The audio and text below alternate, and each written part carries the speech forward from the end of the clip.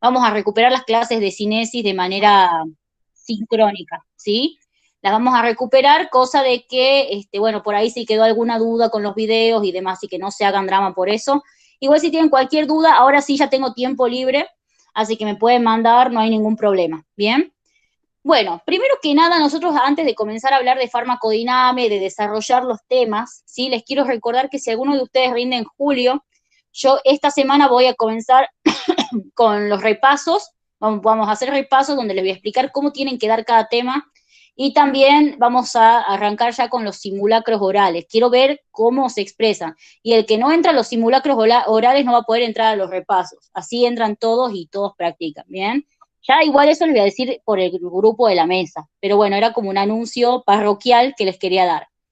Bueno, nosotros ya vimos farmacocinesis y lo que tenemos que ver ahora es farmacodinamia. Si nosotros podemos hacer un mini resumencito, podemos decir el esquemita de siempre, que la farmacocinesis era lo que el organismo le hacía al fármaco, ¿bien?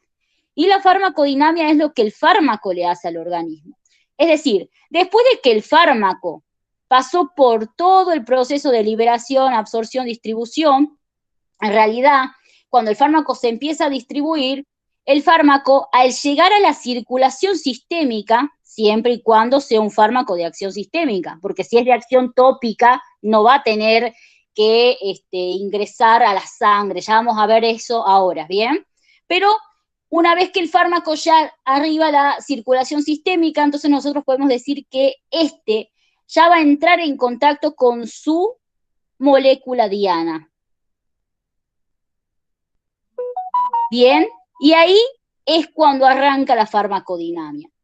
Acá, chicos, quiero que les quede en claro una cosa. No sé si vieron la clase de biodisponibilidad, pero todo lo que pasa en la farmacocinesis me condiciona la farmacodinamia. Es decir, si en la farmacocinesis se perdió mucho fármaco antes de llegar a la circulación sistémica, antes de que inicie el proceso de distribución, entonces la acción farmacológica se va a ver modificada. Bien, o sea, incluso vimos que si hay una hipoalbuminemia, por ejemplo, y yo combino o yo administro una dosis de un fármaco, ¿sí? Que tenga una alta unión a proteínas, la acción farmacológica va a ser más potente, ¿bien?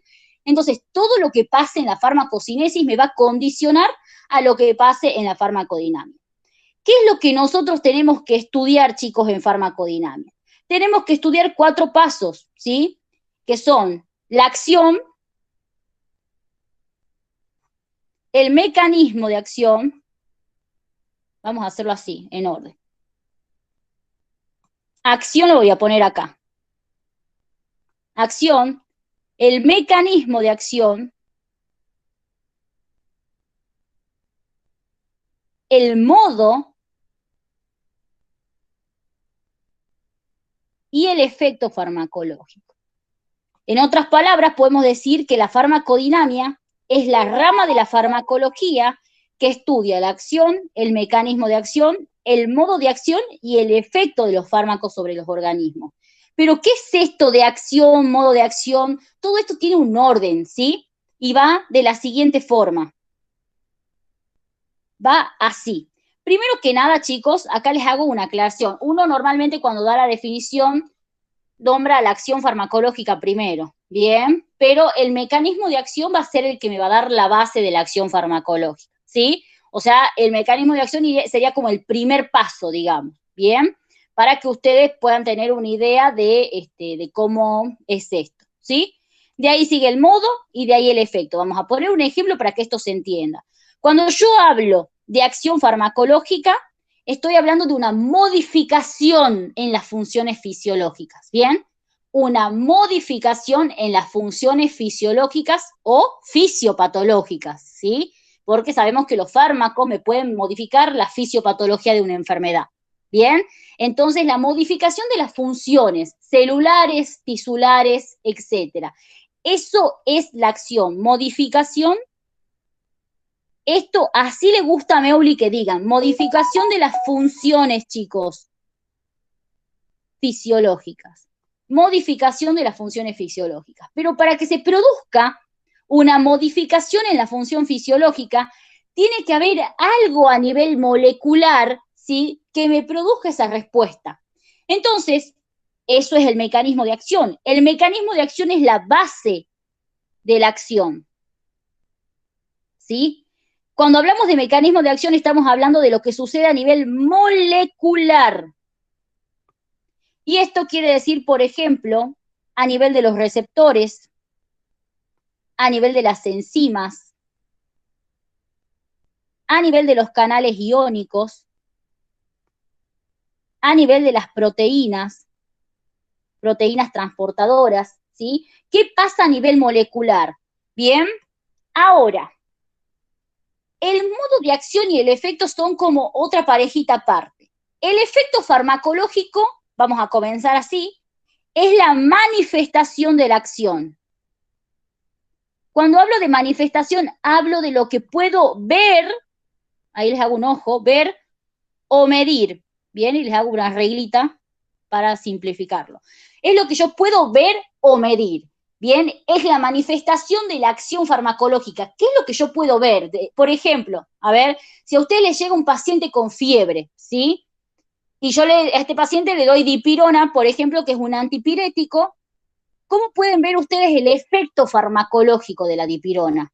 La dipirona es un antipirético, quiere decir que baja la fiebre. ¿Cómo pueden ver el efecto? ¿Quién me puede decir eso? A ver. Mediante termómetros. Controlando la Perfecto. temperatura.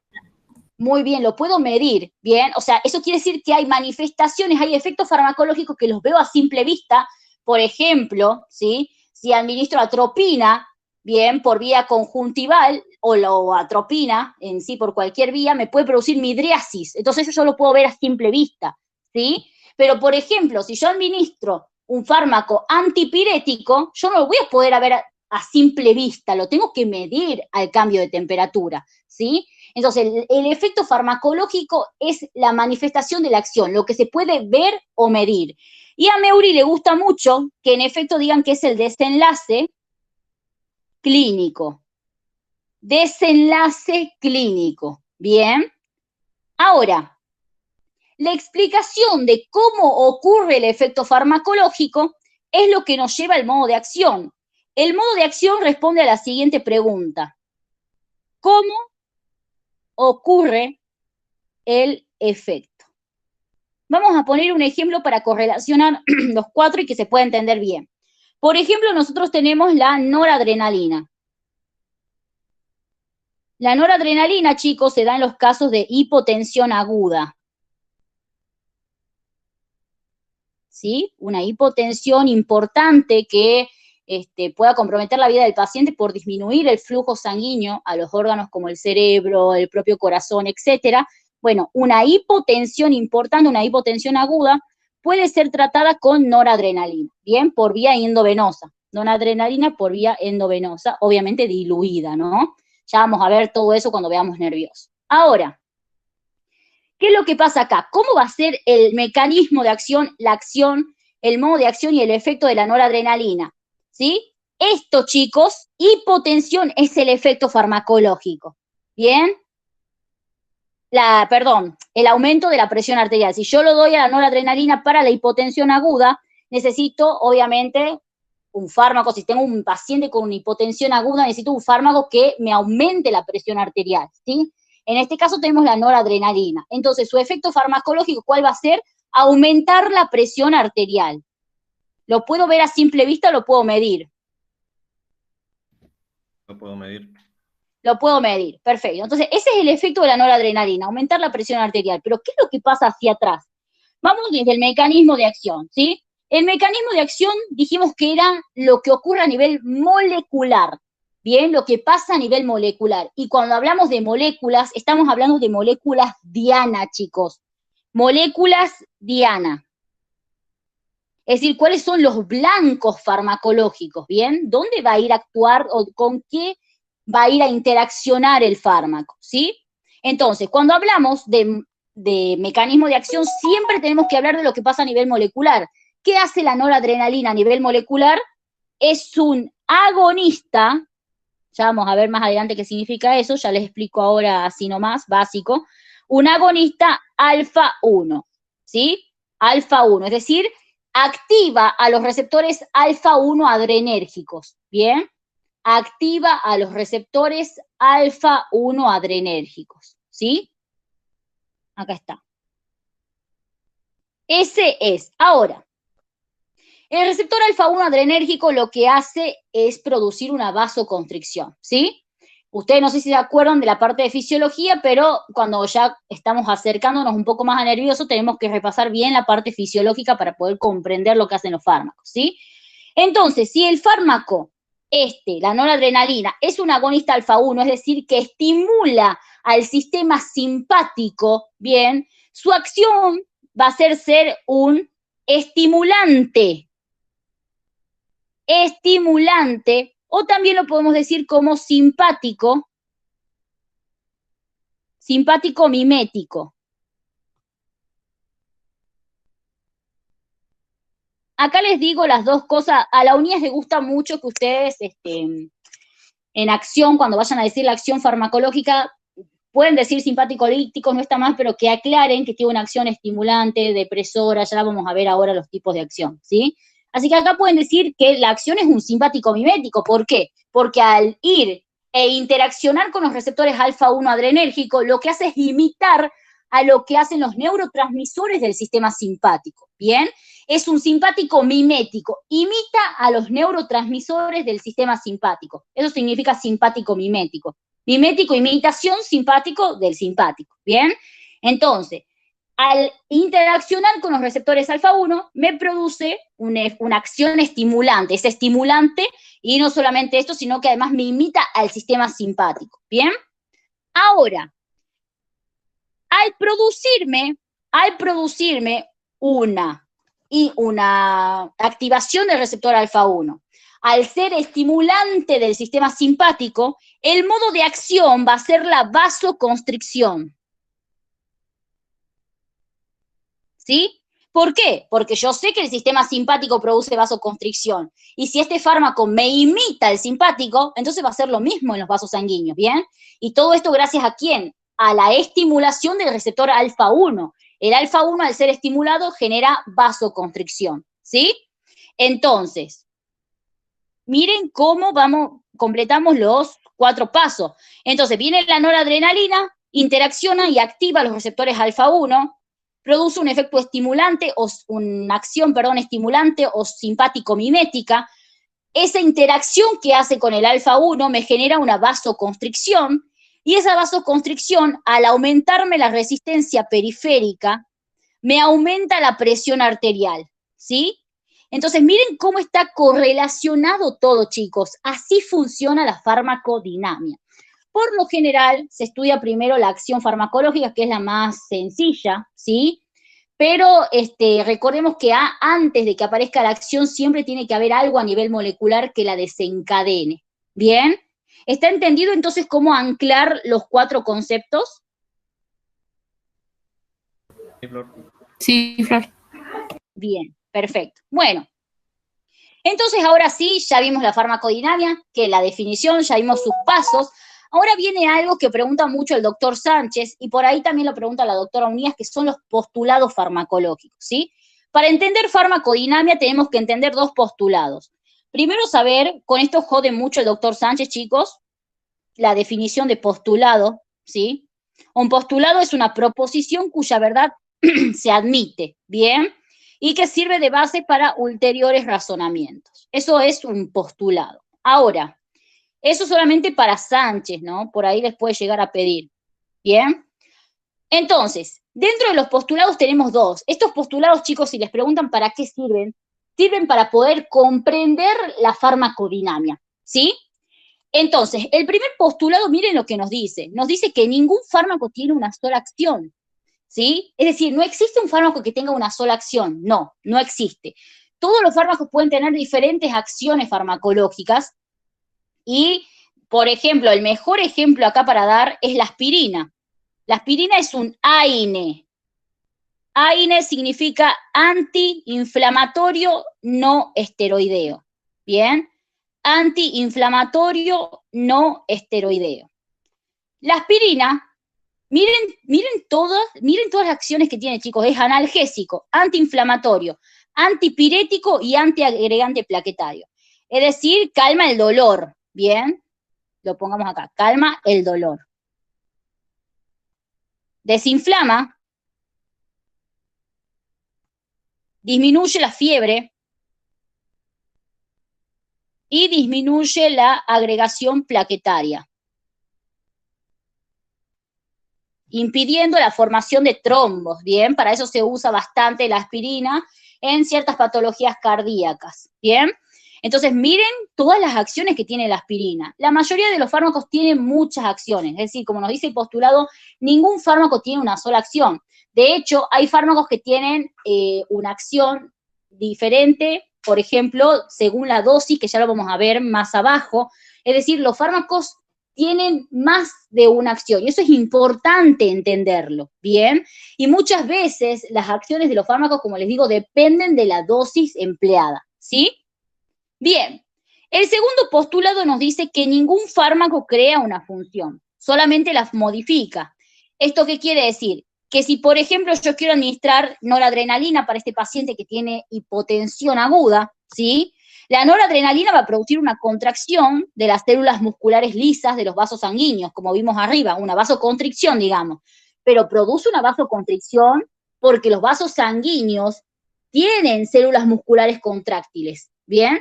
Si no tuvieran células musculares contráctiles, no habría ningún tipo de vasoconstricción. Parece algo medio obvio, pero es importante tener en cuenta que los fármacos no crean acciones, solamente modifican las funciones fisiológicas, ¿sí? Ya sea en sentido de aumento o de disminución, pero las modifican, ¿bien? Entonces, esos son los postulados que ustedes tienen que tener. Dos cosas en mente, ¿bien? Ningún fármaco tiene una sola acción, y la segunda cosa que tienen que tener en mente es que los fármacos no crean acciones, sino que las modifican. ¿Bien? Vamos bien hasta acá, ¿no? Sí, Flor. Bien. Bueno, entonces, chicos, vamos a comenzar viendo uno de los temas más cortos de dinamia que yo les recomiendo. Yo les recomiendo siempre que tengan preparados mínimo 2 temas, ¿sí? Ya cuando estemos dando los repasos y demás, yo les voy a decir qué tema es mejor para cada docente, pero por lo general dinamia es un tema que es bueno para cualquier docente, no les van a hacer mucho, no los van a marear mucho, no es lo mismo que ustedes elijan, para el final a veces los hacen elegir un tema, y no es lo mismo que elijan acción farmacológica que elijan metabolismo, ¿sí? Con metabolismo lo pueden pasear por todo el programa literalmente. Con acción farmacológica no mucho, ¿bien? Entonces es importante, chicos, que ustedes también cuando vayan a rendir sepan qué elegir, ¿sí? No cabe en su propia tumba, ¿bien? Entonces, acción farmacológica es un excelente tema para elegir, para tener preparado. Hay veces que Meuli les dice, hábleme de un tema, ¿sí? Yo, por ejemplo, rendí con Meuli la UNIAS y a mí me hicieron, a mí no me hicieron elegir tema. No me acuerdo quién era, bueno, un amigo mío le habían hecho elegir un tema y alumnos míos que rindieron con Meuli la UNIAS también los hicieron elegir tema. Hay veces que los hacen elegir. Y la Cleaver la mayoría de las veces hace elegir tema, ¿bien? Entonces, siempre tengan 1 o 2 temitas preparados y un perfil. Ese es mi consejo, ¿bien? Bueno, entonces vamos a hablar de acción farmacológica. Ese es el tema de hoy. Acción farmacológica, ya dijimos un poquito así cortita la definición, pero la repasemos. Es la modificación de la función que se produce en una célula, tejido, órgano u organismo, ¿bien? En el sentido de aumento o disminución, ¿bien? Modificación de la función. La palabra modificación es importante porque esto hace alusión al segundo postulado, a que ninguna función se crea, todas se modifican, ¿sí? Bien, si yo eligiera preparar acción farmacológica, ¿qué orden tengo que seguir? El orden que van a seguir para preparar este tema y para estudiarlo es el siguiente. Obviamente, primero la definición, en segundo lugar, los tipos de acción, en el tercer lugar, los niveles de acción, en el cuarto lugar, esto no lo incluyan, ¿sí? Esto les digo acá, no lo incluyan si lo van a preparar al tema. Esto es más que nada porque se los pueden llegar a preguntar. Así que en el cuarto lugar vamos a poner esto, sitios de acción, y en el quinto lugar, factores que modifican la acción. Esto que está acá en el medio es solamente si se los pregunta, ¿bien? Que suele preguntarlo mucho el doctor Alori, ya lo vamos a ir viendo, ¿sí? Bueno, vamos primero a los tipos de acción farmacológica. Chicos, esto como el Padre Nuestro, no pueden no saber los tipos de acción, es un concepto no negociable, ¿sí?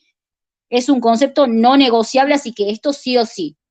Tipos de acción. Tenemos 5 tipos. Tenemos estimulación, depresión o inhibición, es lo mismo, ¿sí? Acción irritante, acción de reemplazo y acción antiinfecciosa, ¿sí? Cuando hablo de una acción estimulante, es que se produce la modificación, ¿sí?, de las funciones fisiológicas en el sentido de aumento, ¿bien? Aumenta o estimula una función fisiológica, ¿sí? Estimula una función, ya sea celular, ya sea orgánica, tisular, estimula una función, ¿bien? Por ejemplo, tenemos la adrenalina, la noradrenalina también, ¿sí? Que son estimulantes del sistema simpático, ¿bien? Son simpático-miméticos. Simpático-miméticos, ¿sí? Después tenemos la acción depresora o inhibidora. Se suele conocer más como acción depresora, ¿sí? Dentro de acción depresora, chicos, ¿qué quiere decir? Lo mismo que la estimulante, pero al revés, que modifica las funciones fisiológicas, pero en el sentido de disminución. Es decir, inhibe las funciones fisiológicas, ¿bien? Como fármacos podemos tener las benzodiazepinas, ¿sí? Los famosos ansiolíticos, que inhiben o deprimen al sistema nervioso central, ¿bien? Podemos tener también el propranolol, acá es propra, ¿sí? No es propanolol, es propra, eso les digo porque la UNIAS no le gusta que lo pronuncien mal. El propranolol es un depresor también, pero del sistema simpático, ¿bien? Es un depresor o inhibidor del sistema simpático, es un simpático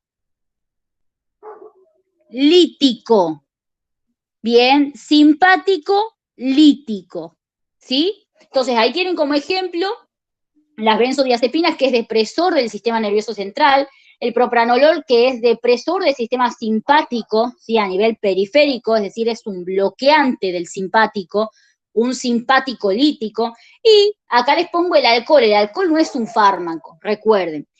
El alcohol, chicos, es un depresor del sistema nervioso central. Hace lo mismo básicamente que las benzodiazepinas, que los barbitúricos. Es un depresor del sistema nervioso central, ¿sí? Bien, después tenemos la acción irritante. Cuando hablamos de una acción irritante, chicos, estamos hablando de una sobreestimulación, ¿bien? Una sobreestimulación. Una sobreestimulación, acá se los voy a escribir, ¿sí? Irritante.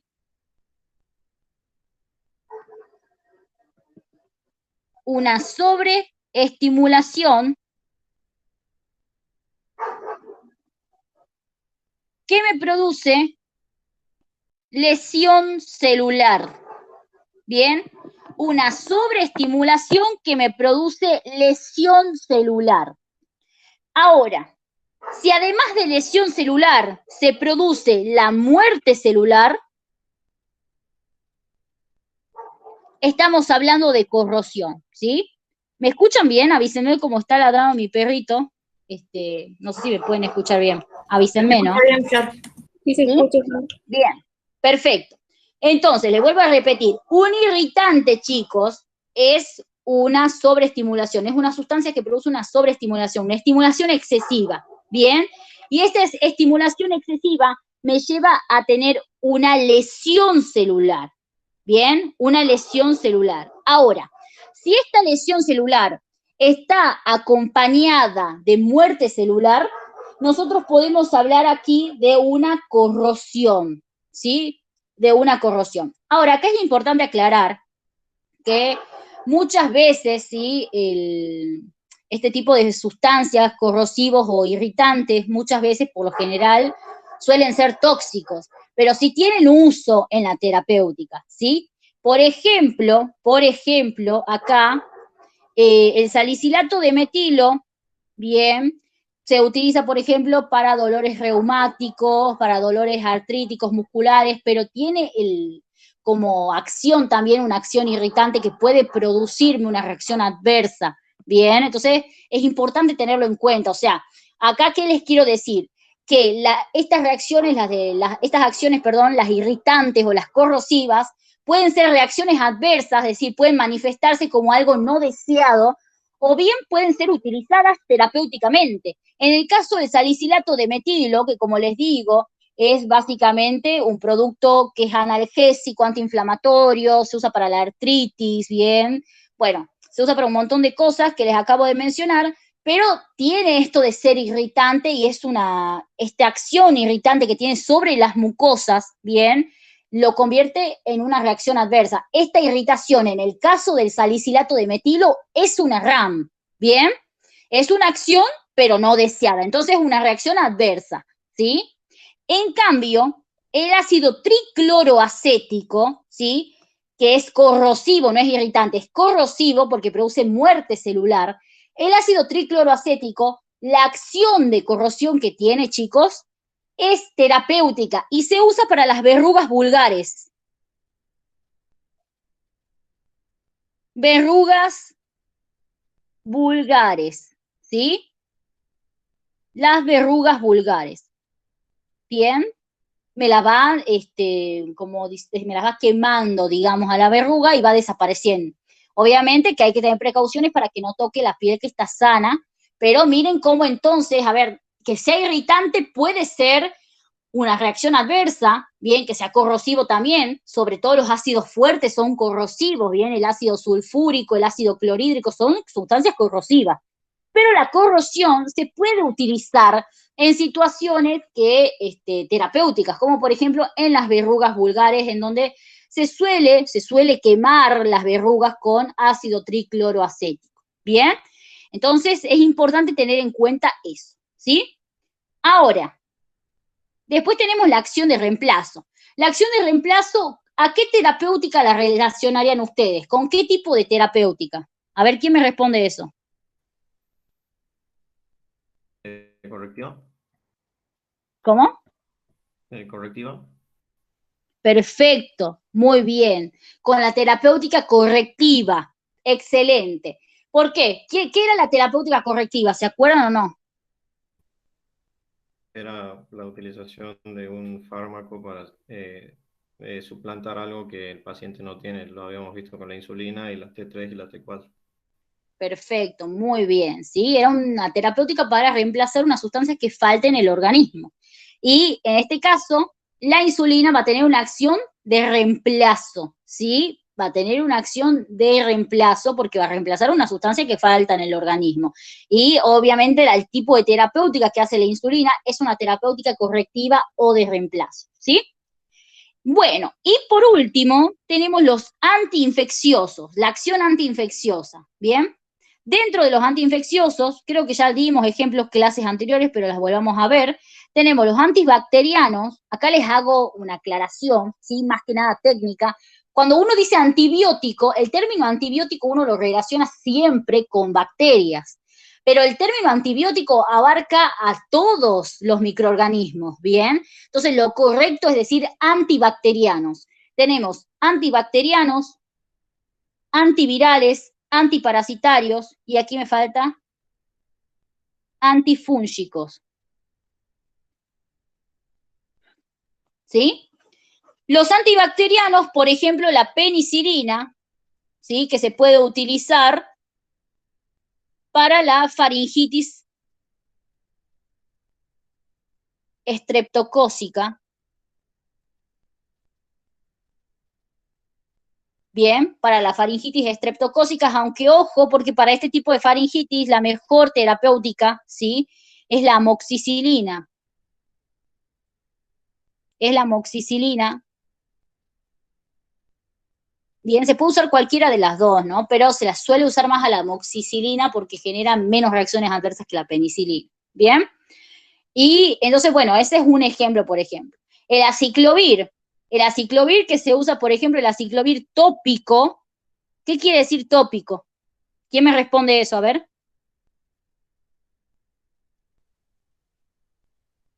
utilizado en piel y mucosas. Bien, perfecto, que se aplica en piel o en mucosa, ¿sí? El aciclovir tópico que se utiliza, por ejemplo, para el herpes labial, ¿sí? Aciclovir tópico para el herpes labial. Después tenemos el albendazol, ¿sí? Que se usa para algunas patologías parasitarias, como por ejemplo las cariasis, es una de las terapéuticas para las cariasis. Y tenemos los antifúngicos, ¿sí? Dentro de los antifúngicos tenemos la nistatina para la candidiasis oral. Recuerden, acá les hago una data. La candidiasis oral, si aparece candidiasis oral, se puede dar nistatina, y esto va a aparecer más que nada, no sé si ya cruzaron micro, pero un paciente con candidiasis oral tengo que sospechar que es un paciente inmunodeprimido, ¿bien? Y el tratamiento, uno de los tratamientos de elección, obviamente, es la nistatina, además de hacer buches, ¿sí? O gárgaras, como ustedes, enjuagarse la boca con bicarbonato, ¿bien? Entonces, esas son tipos de terapéutica. Entonces, volviendo al tema, dentro de la acción antiinfecciosa, tenemos antibacterianos, antivirales, antiparasitarios y antifúngicos, ¿sí? Y es importante que sepan un ejemplo de cada uno, porque si ustedes van a dar este tema, tienen que saberse los ejemplos, ¿bien? Y saber qué hace cada uno de los fármacos que mencionan. Recuerden, chicos, nunca mencionen un fármaco que no saben lo que hacen, ¿no? No lo digan porque les van a preguntar, ¿sí? ¿Está claro los tipos de acción farmacológica? Sí, Flor. Sí, Flor. Bien, perfecto. Bueno, ahora sí pasamos a algo que es sumamente tomado, lo toma muchísimo la doctora Cleaver y la UNIAS también, que son los niveles de acción, ¿sí? Dentro de los niveles de acción, chicos, nosotros vamos a tener estos que están acá: nivel molecular, subcelular, celular, tisular, orgánico, sistémico y social. Cuando hablamos de nivel molecular, estamos hablando de cómo actúa el fármaco sobre enzimas, proteínas transportadoras, ¿no? Receptores, canales iónicos. Proteínas, enzimas, receptores y canales iónicos. Eso es el nivel molecular. ¿A qué les hace recordar el nivel molecular de lo que vamos viendo? ¿Qué paso de la farmacodinamia corresponderá al nivel molecular? De los 4 pasos que vimos, Mecanismo de acción. Perfecto, muy bien. El mecanismo de acción. Pregunta de examen, ¿sí? Pregunta de examen. ¿A qué paso de la farmacodinamia corresponde el nivel molecular al mecanismo de acción? Porque dijimos que el mecanismo de acción era la base de la acción farmacológica, era lo que ocurría a nivel molecular, ¿sí? Eso es pregunta de examen de la doctora Unía, siempre lo pregunta, chicos. Si ustedes dan dinamia, esa pregunta de cajón, ¿sí? Bien, sigamos. A nivel subcelular, cuando hablamos de nivel subcelular, estamos hablando de los mecanismos de comunicación intracelular. ¿Qué quiere decir esto? Por ejemplo, si se activa, si se produce síntesis de AMP cíclico, si hay segundos mensajeros, si se activa la proteína G, bien, eso es la comunicación intracelular, ya vamos a ver un ejemplo. Y eso lo vamos a ver mucho más en detalle cuando veamos receptores, lógicamente, ¿sí? Celular. Cuando hablamos de celular, hablamos de qué modificaciones se producen sobre la célula, ¿bien? Modificaciones celulares. Modificaciones celulares. Cuando hablamos de tisular, hablamos de modificaciones tisulares. Cuando hablamos de orgánico, acá estamos haciendo referencia al órgano, ¿sí? Hablamos de modificaciones sobre los órganos. Pregunta: ¿a qué paso de la farmacodinamia corresponde el nivel orgánico?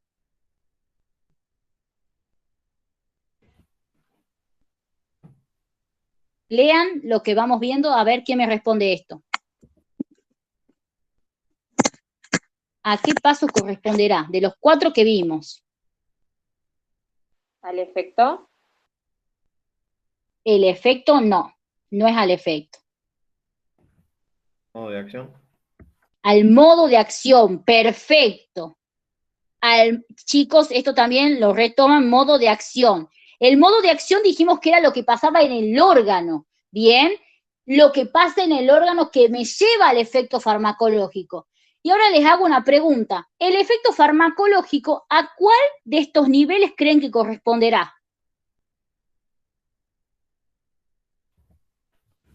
¿Cómo, Flor?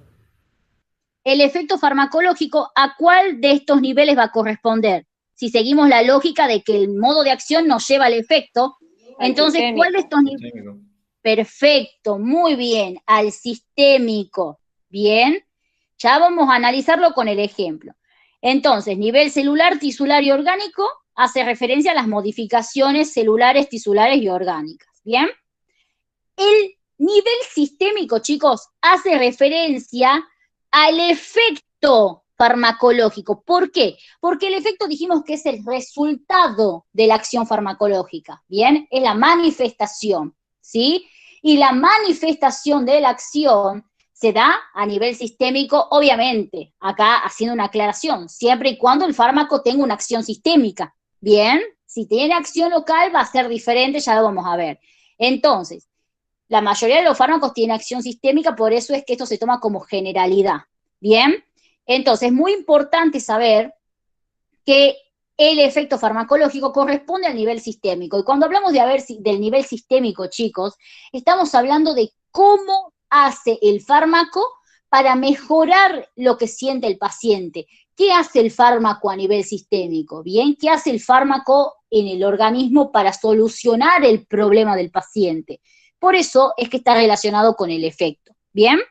Y por último, este es sumamente importante porque este le encanta a Meuli, el nivel social. Acá hay 2 formas de verlo. Dentro del nivel social vamos a tener que analizar el impacto en la sociedad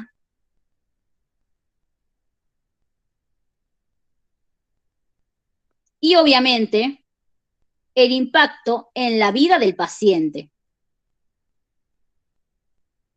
Bien, en la vida del paciente. Entonces, esto es sumamente importante. ¿Qué quiere decir nivel social? ¿Qué impacto tuvo en la sociedad? Eso le gusta a Meuli que digan, ¿sí? ¿Qué impacto tuvo en la sociedad? Por ejemplo, la talidomida, que se daba como antiemético en la embarazada, ¿sí? Gracias a la talidomida se creó la farmacovigilancia. ¿Por qué? Porque la talidomida no se hacía, cuando en ese momento salió, no se hacía ningún tipo de estudio en fase 4, se la lanzaba al mercado y que sea lo que Dios quiera, ¿bien?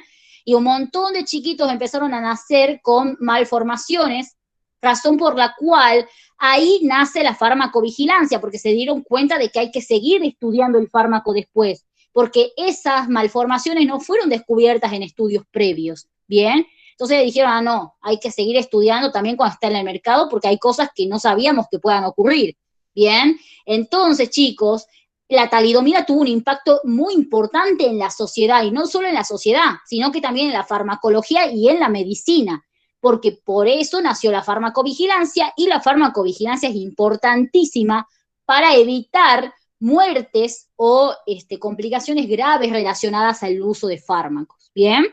Ese es un ejemplo. Ahora, también cuando hablamos de impacto social estamos hablando de cómo influye en la vida del paciente, ¿sí? Por ejemplo, los psicofármacos, ¿sí? Los psicofármacos ayudan mucho a los pacientes con patologías mentales y mejoran su calidad de vida, y no solamente su calidad de vida, sino que la calidad de vida de las personas que lo rodean. Porque un paciente con una enfermedad mental no controlada, ¿sí? No solamente es un paciente que tiene una mala calidad de vida él, sino que su familia también lo tiene, ¿bien? Y esas son cosas que son importantes tenerlas en cuenta. Entonces, el fármaco acá tiene eso a nivel social, de que me mejora la calidad de vida del paciente y también de la familia que los rodea, siempre y cuando sea consumido y prescripto de forma racional, ¿no? Bien. Ahora, chicos, una vez que vimos todos los niveles moleculares, quiero saber si tienen una duda, así pasamos con 2 ejemplos. Todo claro. No, Flor. Perfecto. Muy bien. Vamos a pasar con 2 ejemplos, seguramente se los pide la doctora Cleaver, esto lo repide, ¿sí? Y el mejor ejemplo para dar, que de hecho también es el mejor perfil farmacológico para preparar para el final, es el salbutamol, ¿sí? El salbutamol, chicos, se utiliza para el asma. Aquí, obviamente, y les vuelvo a repetir, ya cuando veamos nervioso, una cosa que sí quiero hacer, agregar a las clases, capaz que yo les dije que vamos a terminar el 7, pero capaz terminemos el 9 porque quiero agregarle casos clínicos. ¿Por qué? Porque el doctor Alori es muy jodido con que si ustedes van a dar un fármaco, tienen que saber para qué patología se usa y tienen que saber cuál es la patología, ¿sí? O sea, ustedes no pueden decir, por ejemplo, que qué sé yo, el beta bloqueante se usa para la insuficiencia cardíaca si no saben por qué se usa en la insuficiencia cardíaca. A Lori no le gusta esas cosas, es medio jodidón, con nervioso, o sea, ustedes, y esto es algo que les digo desde ya, chicos, no se presenten al final si no saben nervioso, porque si les toca a Lori sí o sí toma nervioso, o sea, no es que no lo pueden tomar, como por ejemplo la Cleaver, la Unidas, por ahí no toman nervioso, a Lori siempre les hace un tema de cualquier parte del programa y uno de nervioso sí o sí, ¿bien? Y para él es no negociable. Entonces yo siempre les digo, chicos, traten de ver nerviosos, yo les voy a ir diciendo qué perfiles ver, tampoco es que se tienen que estudiar todos, ¿no? No se preocupen por eso, pero sí quiero agregar 2 clasecitas extra en donde tengamos casos clínicos y veamos cómo aplicar el fármaco en diferentes situaciones, ¿bien? Que serían, por ejemplo, el 8 y el 9 de agosto, ¿bien? Ustedes los que están preparándose ahora creo que van a rendir el 20, la verdad no sé, o después, cuando ustedes me digan no hay problema, pero la mayoría creo que sí rinde el 20, entonces tenemos tiempo de sobra para repasos y demás, ¿sí? Bueno, entonces, el asma, chicos, para entender esto, el asma ustedes tienen que saber 2 cosas. Primero que es una patología prevalente, ¿sí? No tanto como la hipertensión, pero es una patología prevalente. Y segundo, que tienen que saber la fisiopatología. En la fisiopatología vamos a decir que hay 2 patrones, ¿bien? Hay un patrón de hiperreactividad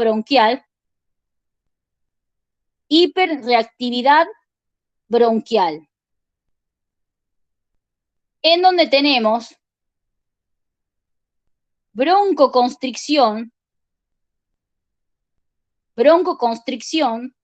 y aumento de las secreciones, ¿bien? Ustedes imagínense, este es el calibre bronquial normal, ¿sí? Ese es mi bronquio normal. Ustedes imagínense si yo tengo broncoconstricción, lo tengo más chiquitito, y encima tengo secreciones. ¿Ustedes creen que el aire va a pasar bien por acá? ¿Qué opinan? No. No, el aire no pasa bien y el paciente se manifiesta con disnea, que la disnea, si ya vieron semio, es la sensación desagradable de falta de aire, ¿bien? Va a tener disnea el paciente. Entonces, si yo ya sé cuál es la fisiopatología, conozco dónde tengo que actuar. No sé si se acuerdan, no creo que ustedes no la tuvieron todavía la clase de terapéutica razonada, porque yo les dije que se las iba a subir, así que ya se las voy a subir. Algunos que me haga acordar de eso en estos días, porque en estos días voy a estar a full con los chicos del final, así que alguno hágame acordar y yo les subo el video de terapéutica razonada. Les voy a subir de hipertensión y de asma, por las dudas, ¿bien? Ahí en el drive lo voy a subir. Pero bueno, acá recuerden, los que sí vieron la clase, creo que tengo una clase en el drive de eso, o sea, vieja, digamos, y para yo poder saber dónde tengo que actuar, siempre tengo que conocer la fisiopatología de la enfermedad, ¿bien? Entonces yo ya sé que hay broncoconstricción y aumento de la secreción, y digo, bueno, tengo que actuar sobre esto. Ahora, uno de los fármacos de elección es el salbutamol, pero veamos por qué es el salbutamol y veamos todos sus niveles. ¿Qué hace el salbutamol a nivel molecular? Es agonista beta-2 adrenérgico. Agonista beta-2 es lo mismo que decir que activa los receptores beta-2, ¿sí? Agonista beta-2. Pregunta, si yo les digo a ustedes, chicos, ¿cuál es el mecanismo de acción del salbutamol? ¿Qué me van a decir? A ver. Es agonista beta-2. Perfecto. ¿Por qué me vas a decir eso? Porque es la forma en la que empieza a ejercer la acción el fármaco. Perfecto, muy bien. Si yo les digo a ustedes, chicos, que el salbutamol a nivel molecular es agonista beta-2, les estoy hablando del mecanismo de acción. Sí dijimos que el mecanismo de acción era lo que ocurre a nivel molecular. Bien, No se olviden de eso, el mecanismo de acción es lo que ocurre a nivel molecular. Entonces, si yo les digo cuál es el mecanismo de acción del salbutamol, es agonista beta 2, nada más, chicos. Cuando ustedes presenten un perfil, no vayan a querer meter ahí todo un chamullo, no. Lo único que tienen que decir el mecanismo de acción, agonista beta 2 y listo, ¿sí?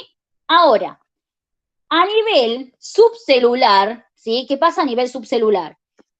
Esto está todo encadenado, miren. Entonces viene el salbutamol, se une al receptor beta 2, lo activa, y al activarlo, desencadena un mecanismo de comunicación intracelular, que en este caso sería estimular la proteína GS, lo que me haría un aumento, o gracias a esta estimulación de la proteína GS se produce la estimulación de la adenilatociclasa. Esto lo vamos a ver en receptores y en nervioso de nuevo, no se preocupen, ¿sí? GS me estimula la adenilatociclasa y me aumenta las concentraciones de AMP cíclico. Bien, entonces el mecanismo de comunicación intracelular, ¿sí? Es lo que pasa a nivel subcelular. Es decir, gracias a la interacción molecular, ¿qué mecanismo de comunicación intracelular se produce? Bien, cuando el salbutamol entra en contacto con el receptor beta 2, se desencadena un mecanismo de comunicación intracelular, que eso es lo que ocurre a nivel subcelular. Bien, en este caso sería que se activa todo el mecanismo de la proteína GS. Eso no lo vamos a ver tan desarrollado ahora porque es más que nada un tema de receptores y más que nada de nervios. Bien, pero para que tengan una idea. Entonces, después tenemos el nivel subcelular, sigamos bajando. Gracias a este mecanismo de comunicación intracelular, lo que se produce es la relajación de la célula muscular lisa. Se relaja la célula, chicos, ¿bien? Entonces, eso es lo que pasa a nivel celular. Se relaja la célula muscular lisa. Seguimos bajando. Nivel tisular. Si se relaja la célula, se relaja el tejido también. Entonces, a nivel tisular, podemos decir que hay una relajación del músculo liso bronquial. Bien, relajación del músculo liso bronquial. Seguimos bajando. Si se relaja la célula, por ende se relaja el músculo liso bronquial, y por ende, ¿qué va a pasar con el bronquio? Y obviamente va a haber una broncodilatación. Acá está mal esto escrito, no sé por qué, pero es broncodilatación. Broncodilatación, ¿sí? Les hago una pregunta. ¿Me servirá la broncodilatación en el paciente este? Sí. Bien, sí me sirve, ¿por qué? Porque obviamente me aumenta un poco más ese calibre que estaba bien chiquito, ¿sí? Permite más pasaje de aire, ¿bien? Entonces, miren cómo vamos relacionando. Desde que el fármaco se unió a su receptor, miren todo lo que fue pasando. Se desencadenó el mecanismo de la proteína GS, se relajaron las células musculares lisas, se relajó el músculo liso bronquial y se produjo la broncodilatación. Si yo les pregunto a ustedes, ¿cuál es el modo de acción del salbutamol? ¿Qué me van a responder? El modo de acción. La broncodilatación. Broncodilatación. Bien, ¿por qué? ¿Por qué me responderían eso? Porque es la acción que ejerce a nivel del órgano. De un órgano. Perfecto, muy bien, porque el modo de acción es lo que sucede a nivel del órgano. Muy bien, excelente. Bien, entonces si se produce esta broncodilatación, como vimos acá, se aumenta de nuevo el calibre bronquial y mejora el pasaje de aire, mejora la respiración. Por ende, lo que ocurre a nivel sistémico, o sea, el efecto farmacológico va a ser la disminución de la disnea y la disminución de las sibilancias, ¿bien? Entonces, acá, chicos, esto es importante. Uno cree que muchas veces escuché que cuando les preguntaban efecto, decían que el efecto era la broncodilatación. Eso es el modo de acción. El efecto, recuerden, chicos, es lo que puedo ver o medir o lo que el paciente puede sentir, ¿bien? Entonces, el efecto del salbutamol es que el paciente respira mejor, desaparece la disnea, ya no tiene problemas, ya no tiene la sensación desagradable de falta de aire. Ese es el efecto. Bien, gracias a la broncodilatación, o sea, gracias al modo de acción, ¿sí? Gracias a la broncodilatación, aumentó el calibre bronquial, hay más pasaje de aire y el paciente ya no tiene esa sensación desagradable de falta de aire, ya no tiene disnea, Bien, el paciente respira mejor, ¿sí? Entonces, eso es importante que ustedes tengan en cuenta cuando hablen de efecto. Recuerden, lo que el paciente siente o lo que yo puedo ver con mis propios ojos o medirlo. Eso es el efecto farmacológico, ¿bien? Y bueno, en este caso, si queremos agregar nivel social, bien, podemos decir que obviamente mejora la calidad de vida del paciente, ¿sí? ¿Está entendido el ejemplo del salbutamol? Así pasamos a otro. Sí, Flor. Sí, Flor. Bien, Sí, Flor. los demás, perfecto. Bueno, pasemos a otro ejemplo ahora, que otro ejemplo muy fácil también, que si quieren lo pueden dar a este o al salbutamol, el que les parezca más fácil a ustedes, la noradrenalina, ¿sí? Vamos a rapidito con este ejemplo, pero para que ustedes me respondan un par de preguntas. A nivel molecular, la noradrenalina es agonista alfa 1, es decir, todo el mismo dibujito. Viene, se une al receptor, bien, y lo activa. Agonista quiere decir eso, que se puede unir y lo puede activar, bien. Por ahora nos quedemos con esa denominación básica. Ya lo vamos a analizar más a fondo cuando veamos receptor, ¿sí? ¿Qué pasa a nivel subcelular? Y bueno, gracias a la unión de la noradrenalina con el receptor alfa 1, se activa el mecanismo de la proteína GQ, bien, aumentando la fosfolipasa C y estimulando segundos mensajeros como el inositol trifosfato y el diacilglicerol. Como les digo, esto no importa que ahora no se lo sepan, lo veremos más desarrollado en las próximas clases, ¿sí? Pero bueno, quiero que sepan que el inositol trifosfato, ¿sí? Lo que hace es aumentar el calcio intracelular. Aumenta el calcio intracelular. Esto hace que a nivel celular ocurra una contracción, ¿bien? O sea, va a haber una contracción de las células musculares lisas. A su vez, va a haber una contracción del músculo liso vascular, ¿sí? Contracción del músculo liso vascular. A su vez, a nivel del órgano, va a haber una vasoconstricción, ¿sí? Y esto me va a generar como efecto farmacológico el aumento de la presión arterial. A nivel sistémico va a haber un aumento de la presión arterial por un aumento de la resistencia periférica. Bien, aumento de la presión arterial por un aumento de la resistencia periférica. Y a nivel social decimos lo mismo, que mejora la calidad de vida del paciente, ¿sí? Ahora yo les hago una pregunta. ¿Cuál es el mecanismo de acción de la noradrenalina? Vasoconstricción. Mecanismo de acción. Agonista. Agonista alfa 1. Bien, agonista alfa 1. Mecanismo de acción es agonista alfa 1. ¿Y cuál será el modo de acción de la noradrenalina? El La modo. vasoconstricción. Bien, perfecto, la vasoconstricción. ¿Y el efecto de la noradrenalina cuál será? Aumentar la presión arterial. Muy bien, chicos, excelente. Miren, sin haber visto nervioso, ya sabemos más básicamente cómo presentar la parte farmacodinámica de un perfil, ¿sí? Cuando ustedes hablen de un perfil farmacológico, eso es lo que tienen que decir. La acción, en este caso, de la noradrenalina, ¿cuál sería? La acción, ¿no? A ver, ¿quién puede decir eso? Ya vimos los tipos de acción nosotros. ¿Cuál sería la noradrenalina? Fíjense en los apuntes de más arriba. Aumento de la presión arterial. Ese es el efecto, la acción. Estimulante. Simpático, estimulante, ¿por qué simpático? ¿Mimético? Perfecto, estimulante, chicos. Cuando les pregunten cuál es la acción de un fármaco, recuerden cuáles son los tipos de acción. Estimulante, depresor, irritante y tenemos los antiinfecciosos, ¿sí? O sea, tenemos varios tipos, las correctivas, o sea, tenemos 5 tipos de acción. Entonces, si me preguntan cuál es la acción de la noradrenalina, puedo decir que es un estimulante del sistema simpático o bien que es un simpático mimético. Es lo mismo, simpático mimético o estimulante del simpático. Esa es la acción. Entonces, les vuelvo a repetir, si les preguntan la acción de un fármaco, recuerden los tipos de acción que ustedes tienen, ¿bien?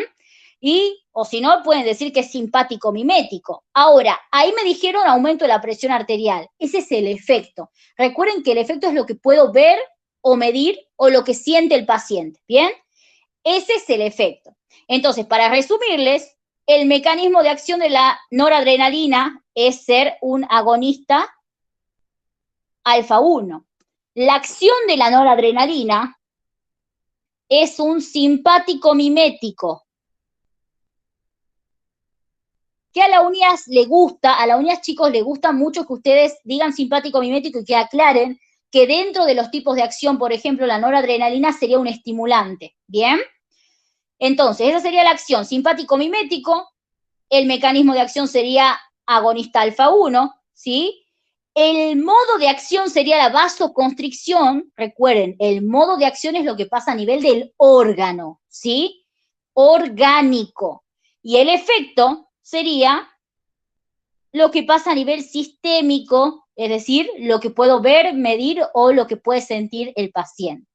Entonces, miren cómo ya sin haber visto perfiles, podemos más o menos armarnos la parte farmacodinámica de diferentes fármacos, obviamente si yo conozco dónde se unen y demás, ¿bien? Así como les acabo de decir, así tienen que decir, no se compliquen el mecanismo de acción, explicando todo el mecanismo intracelular. No, chicos, eso no es necesario, no se compliquen con eso. Con que ustedes digan que es agonista o antagonista de determinado receptor, está perfecto, ¿sí? Todo esto obviamente lo vamos a volver a ver en nervioso, pero ustedes tienen que entender esta clase para que después en nervioso sea mucho más sencillo, ¿sí? ¿Está claro entonces cuál sería la acción, el mecanismo, el modo y el efecto según los niveles de acción? Quiero saber si está claro eso. Sí, Flor. Sí, Flor. Bueno, entonces para saber si lo entendieron, les voy a subir unos cuestionarios a mejores amigos del Instagram con un perfil y ustedes van a decirme cuál es la acción, cuál es el mecanismo de acción, cuál es el modo y cuál es el efecto, ¿sí? Ya se los voy a subir, bien termina la clase, lo armo y se los subo. Así tienen también para repasar un poco y para que eso les quede bien fijo, ¿sí?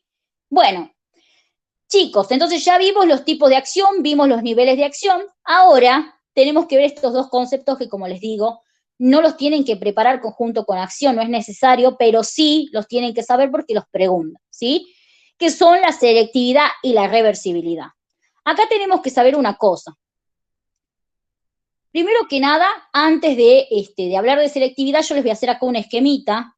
No se asusten con todas estas diapositivas porque cuando yo di esta clase la di mezclada con nocividad, así que no van todas las diapositivas para esta clase. Miren, vamos a hacerlo acá, ¿sí? Nosotros tenemos un fármaco. Este es mi fármaco. Si yo lo amplío, es decir, si agrando la imagen, yo voy a tener una determinada estructura química, ¿bien? Supongamos que tiene esta estructura química. Voy a tener una determinada estructura química.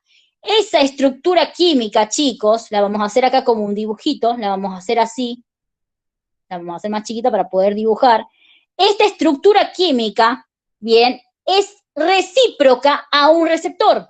¿Qué quiere decir esto? Que para esta estructura química, para este fármaco, va a haber un receptor que tenga la misma formita. Bien, lo expliquemos así y después lo vamos con palabras técnicas.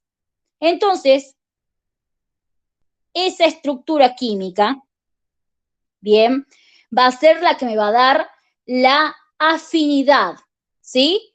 Entonces, tengo un fármaco, los fármacos obviamente son sustancias químicas, y la estructura química del fármaco,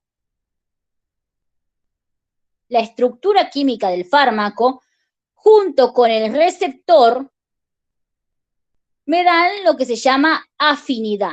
¿Qué quiere decir esto en otras palabras? Que la afinidad de un fármaco por su receptor depende de la estructura química, ¿bien? La afinidad, esto es pregunta de la doctora Cleaver, lo hace siempre en los exámenes. La afinidad de un fármaco por su receptor depende de la estructura química. Si, por ejemplo, les hago una pregunta, si yo a este fármaco que está acá le saco esta colita de acá, ¿se podrá unir al receptor al que está? ¿Qué creen? No. No. ¿Por qué? Porque si yo modifico la estructura química,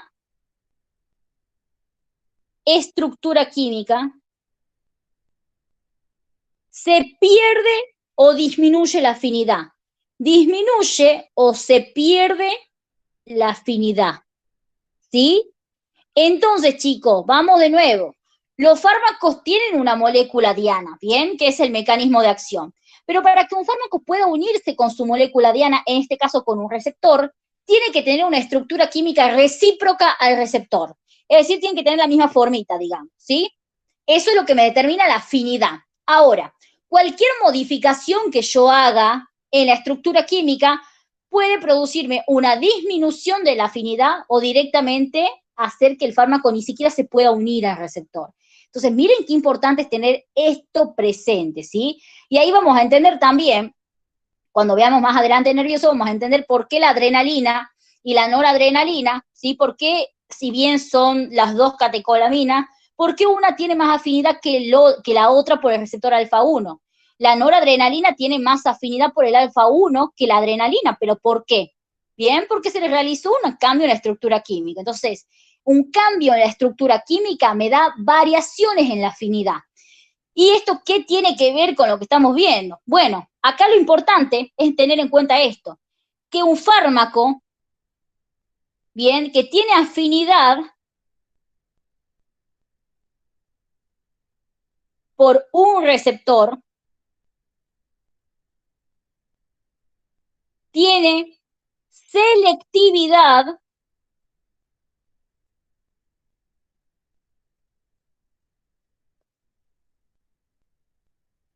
por el órgano o los órganos que tengan este receptor. ¿Qué quiere decir todo esto que les puse acá con letra horrible? Que un fármaco, chicos, que tenga afinidad por un receptor va a tener selectividad por los órganos que tengan este receptor. Por ejemplo, yo les hago una pregunta. ¿Alguien sabe en dónde se encuentran los receptores beta-1 adrenérgicos? ¿Tienen idea? ¿No se acuerdan de fisio, de bioquímica? En la musculatura bronquial. No, ahí están los beta-2. Los beta-1, ¿se acuerdan o no? Dicen en el corazón. En el corazón. Bien, en el corazón, ¿sí? Entonces, si yo les doy un fármaco, por ejemplo, ¿sí? Un fármaco que sea el atenolol. El atenolol es un bloqueante de los beta-1.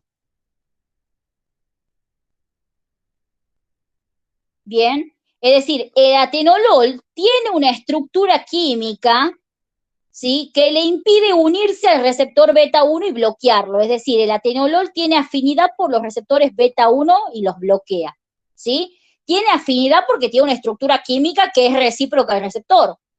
Entonces, si yo les digo a ustedes, chicos, que en el corazón es el único lugar del organismo en donde hay una alta densidad de receptores beta-1, el atenolol, ¿por qué órgano va a tener selectividad?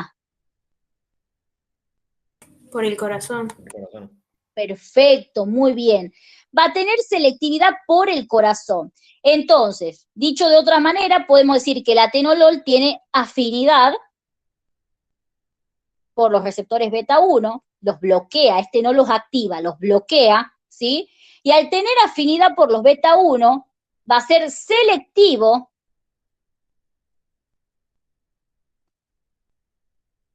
para el órgano en donde se encuentre este receptor, que es el corazón, ¿sí? El atenolol entonces podemos decir que es cardioselectivo. Esto como una data que la veremos también más adelante. Entonces, ¿qué quiere decir esto, chicos? Que todos los fármacos tienen cierta selectividad. ¿Y de quién va a depender la selectividad? De la molécula diana, ¿sí? Si yo sé que mi fármaco se une al receptor beta-1, que tiene afinidad por el receptor beta-1, entonces obviamente el fármaco va a tener selectividad por el órgano en donde se encuentra el beta-1. Pero, por ejemplo, el receptor beta-2, ¿dónde se encuentra? Por ahí me lo dijeron recién. En la Piensen en el musculatura, asma. en la musculatura de los bronquios, de los pulmones. Bien, en los bronquios, perfecto. Bueno, hacemos así. Pero también el beta-2 se encuentra en el hígado, ¿sí? También se encuentra en el músculo estriado, ¿sí? En el músculo estriado, vamos a poner acá mejor para que para diferenciar el músculo esquelético. Bien, también tenemos, por ejemplo, receptores beta 2 en el músculo detrusor, ¿se acuerdan de la vejiga? En el detrusor, es decir, hay beta 2 en un montón de órganos, bien, no es como el beta 1 que está en el corazón predominantemente y muy escasamente en otros órganos, o sea, ahí está en el corazón, lo tomemos así, pero el beta 2 está en buena cantidad en el bronquio, está en el hígado, ¿sí? Está en el músculo esquelético, en el detrusor. Entonces yo les hago una pregunta. Si yo administro un fármaco, ¿sí? Que tenga afinidad por el receptor beta 2, bien, como por ejemplo el salbutamol.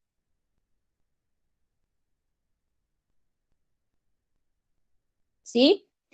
¿Ustedes creen que este salbutamol va a ser afín nada más y nada menos que con el bronquio? ¿O creen que va a tener afinidad, o perdón, la palabra correcta? ¿Ustedes creen que este fármaco, el salbutamol, va a ser selectivo para el bronquio nada más? ¿Qué opinan? No. No. No. Entonces, ¿saben qué es lo importante acá, chicos?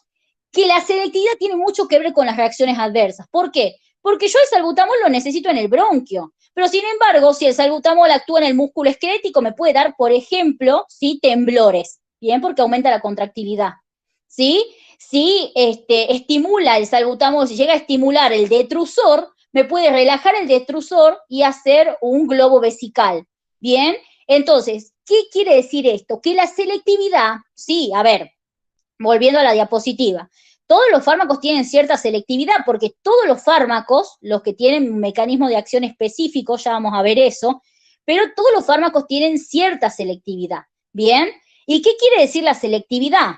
Selectividad quiere decir, o es la capacidad que tienen los fármacos de actuar principalmente sobre ciertas estructuras y menos sobre otras. Por ejemplo, el atenolol, ¿sí? Que es cardioselectivo. ¿Bien? ¿Cuál es el beneficio de esto? Que si hay una selectividad, los fármacos pueden actuar sobre la función que está alterada sin modificar las funciones normales. El atenolol va a ir y va a actuar sobre el corazón, ¿sí? Pero, ¿qué pasa? Y obviamente dirán, bueno, a ver, va a ir, va a actuar sobre el corazón, no va a modificar otras estructuras de 10, no tiene RAMS el atenolol. ¿Qué es lo que pasa, chicos? Lo que sucede acá es lo siguiente, que sí, a ver, todos los fármacos tienen cierta selectividad, pero algunos son más selectivos que otros. Y lo más importante, la selectividad no es absoluta. ¿Qué quiere decir esto? Que la selectividad se puede modificar, ¿bien? Y vamos a tomar como ejemplo el salbutamol. En el caso del salbutamol, bajemos todas estas diapositivas que están ahí, en el caso del salbutamol nosotros decimos que se usa para el asma, ¿bien? ¿Por qué vía de administración darían ustedes el salbutamol para el asma? De las vías que vimos. Vía inhalatoria. Bien, por vía inhalatoria. Entonces, el salbutamol, yo ya sé que es agonista beta 2, bien, y sé que puede actuar sobre todos los órganos que les dibujé acá arriba. Pero, ¿qué pasa? Esta selectividad se modifica, es decir, miren, el salbutamol, si yo lo doy por vía inhalatoria,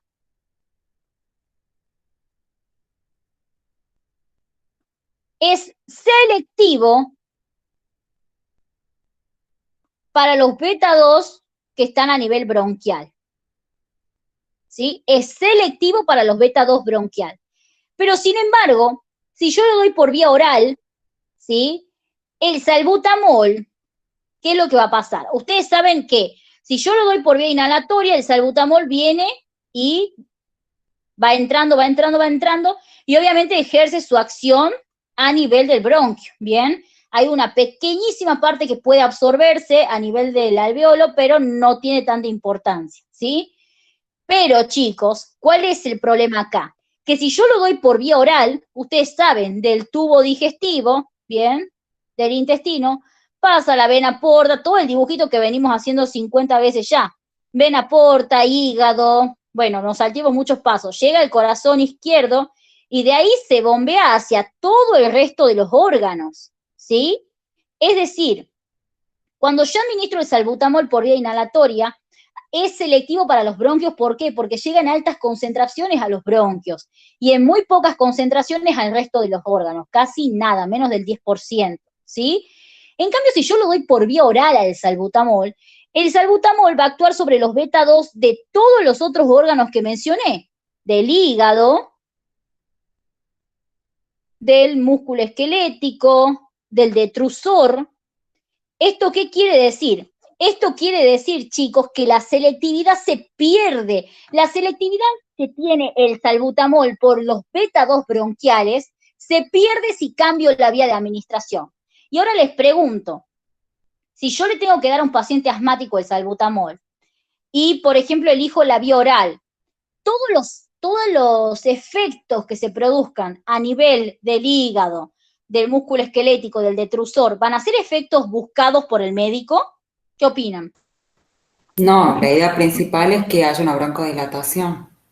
Perfecto. Entonces, ¿qué sería todo lo otro que ocurre? Por ejemplo, los temblores. Por ejemplo, perfecto, muy bien. Serían reacciones adversas. Entonces, acá hay dos cosas que me interesan. Primero, que el salbutamol para el asma se da por vía oral, por vía inhalatoria, perdón. Por vía oral jamás, ¿sí? Se da por vía inhalatoria. Primero, ¿por qué? Porque llega en más concentración al bronquio en donde yo quiero que actúe. Y segundo, porque si yo lo diera por vía oral, el salbutamol llegaría, bien, en diferentes concentraciones, pero llegaría a todos los órganos que tienen el receptor beta 2, bien, o sea, se pierde la selectividad bronquial cuando lo doy por vía oral, por la misma distribución que ustedes ya vieron en Cinesi. Entonces, ¿qué es lo que me interesa acá que sepan? Que la selectividad está muy relacionada con las reacciones adversas. El salbutamol dado por vía oral va a tener un montón de RAMs, como temblores, ¿sí? Va a tener, por ejemplo, hiperglucemia, ya vamos a ver más adelante, va a tener retención urinaria, o sea, va a tener reacciones adversas que es importante y que por eso yo no voy a elegir esa vía, además de que no me sirve. Ustedes creen que, a ver, si ustedes tienen un paciente que está teniendo un ataque de asma agudo, ¿bien? ¿Ustedes le darían un fármaco por vía oral? ¿Qué opinan? No, nunca. ¿Es una vía rápida la vía oral? Pregunta. No, porque demora mucho más que la vía inhalatoria, digamos. Exacto, es una vía lentísima la vía oral, ¿sí? En un ataque, yo siempre cuando tengo una situación de emergencia tengo que tratar de buscar las vías más rápidas, que son la endovenosa primero, ¿sí? Después le sigue la vía inhalatoria, ¿bien? La intramuscular y la sublingual, o sea, son 4 vías que son rápidas. En este caso yo al paciente le voy a dar por vía inhalatoria, claramente, ¿bien? Entonces, esa es una forma de que se pierda la selectividad. ¿Y cómo más se puede perder la selectividad?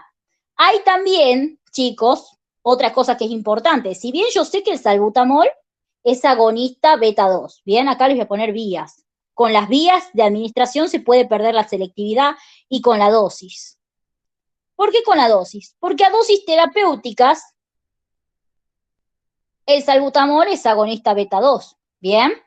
Pero si yo llego a aumentar la dosis, chicos, o sea, si me llego a salir de la dosis terapéutica, el salbutamol puede actuar sobre los beta 2 y sobre los beta 1 también. Y esto, ¿saben por qué es importante? Porque si yo le doy a mi paciente un exceso de salbutamol, o si el paciente se automedica, bien, y se administra más salbutamol del que tiene que utilizar, puede tener taquicardia. Entonces, miren cómo también se puede perder la selectividad por el receptor aumentando la dosis. Que esto es sumamente importante, ¿por qué? Porque básicamente ustedes tienen que saber, lo veremos más adelante también, pero les comento que el receptor beta 1 y el beta 2 son muy parecidos en estructura. Entonces, si yo llego a aumentar la dosis del salbutamol, el salbutamol puede actuar sobre los beta 1 también produciéndome taquicardia. ¿Bien? Entonces, chicos, esto lo remil pregunta a Lori, ¿sí? Ya saben que él es fan de Nervioso. A Lori lo remil pregunta, no se olviden, el salbutamol es el mejor ejemplo de que la selectividad no es absoluta. Se puede modificar la selectividad. ¿Con qué? Con la dosis, por ejemplo. Se puede modificar también con la vía de administración, ¿sí? ¿Está claro entonces cómo se pierde la selectividad? ¿Cómo se puede modificar? Sí, Flor. Bien. No se olviden de estudiar eso porque yo vi varios exámenes cuando era presencial que a Lori preguntaba eso, ¿sí? Bueno, entonces, volviendo acá, ya saben, la selectividad no es absoluta, ¿sí? Es una selectividad, es modificable. Y recuerden que la selectividad está relacionada con las reacciones adversas, ¿sí? Acá les hago un cuadrito, no se olviden, que la unidad por ahí les puede preguntar la relación que hay entre el volumen de distribución y la selectividad. ¿Alguien me lo puede explicar a eso? ¿Un fármaco de un alto volumen de distribución será más selectivo o menos selectivo? Menos selectivo. Poco selectivo. Perfecto, muy bien. No se olviden, esto si se los preguntan, no lo tiren de la nada, ¿no? Porque hay veces que la UNIA hace estas preguntas, bien, pero a ella no le gusta que por ahí lo digan de la nada. Ya después les voy a enseñar también cómo tienen que hacer para llevar el examen de fármaco. No es bueno tirar toda la información de golpe. Es preferible que les vayan haciendo preguntas de algo que ustedes saben antes de que ustedes tiren todo de golpe y les hagan una pregunta de algo que quizás no saben, ¿sí? Así que esto por si se les llegan a preguntar, ustedes ya lo saben, ¿bien? Bueno, después, reversibilidad. La reversibilidad es otra característica de la acción farmacológica. Ustedes tienen que saber que las funciones celulares, chicos, vuelven a la normalidad cuando el fármaco deja de estar en contacto con el organismo. Es decir, a ver, mientras el salbutamol esté en contacto con el organismo, ¿bien? La célula muscular lisa del bronquio va a estar relajada, se los voy a hacer así, ¿bien? Pero cuando el salbutamol salga del organismo, va a volver a su posición normal, ¿sí? Es decir, las funciones que se modifican pueden volver a la normalidad, y esto es importante. ¿Por qué? Porque hay fármacos que tienen acción irreversible, pero más que nada son los tóxicos, ¿sí? Y eso es una cosa que ustedes tienen que tener en cuenta. La mayoría de los fármacos con uso terapéutico son reversibles, es decir, que no alteran de forma permanente las funciones. Por ejemplo, a ver, la noradrenalina me provoca un aumento de la presión arterial, pero solamente mientras el fármaco esté en el organismo. Cuando el fármaco salga del organismo, la presión va a volver a la normalidad, ¿sí? Pero existen sustancias, ¿sí?, que no son fármacos, bien, no tienen uso terapéutico, que tienen acción irreversible, como los órganos fosforados y los ácidos fuertes. Acá el mejor ejemplo es el de los ácidos fuertes, ¿bien? ¿Vieron esas noticias de que el ex le tiró ácido, o en algunos países le tiran ácido a las mujeres? Bueno, la acción del ácido fuerte, del ácido sulfúrico, del ácido clorhídrico, son ácidos corrosivos, ¿bien? La acción es corrosiva y encima es irreversible, ¿bien? Acción corrosiva e irreversible. Los ácidos fuertes tienen eso, acción corrosiva e irreversible. Y el tema de los órganos fosforados, que son pesticidas, ¿bien? El tema de los órganos fosforados que son pesticidas son irreversibles, pero más que nada a nivel enzimático, ¿sí? Ya vamos a ver eso más adelante. Pero no se olviden entonces que el fármaco, la mayoría de los fármacos con uso terapéutico son reversibles, ¿bien? ¿Está claro estos dos conceptos, chicos? Sí, Sí, claro. Perfecto. Bueno, después tenemos los sitios de acción. Dentro de los sitios de acción vamos a tener 3 tipos de sitios de acción. Acá quiero que lo anoten. Local, sistémico y remoto. Cuando hablamos de un sitio de acción local, chicos, estamos hablando de que el fármaco actúa en el lugar de aplicación, ¿sí?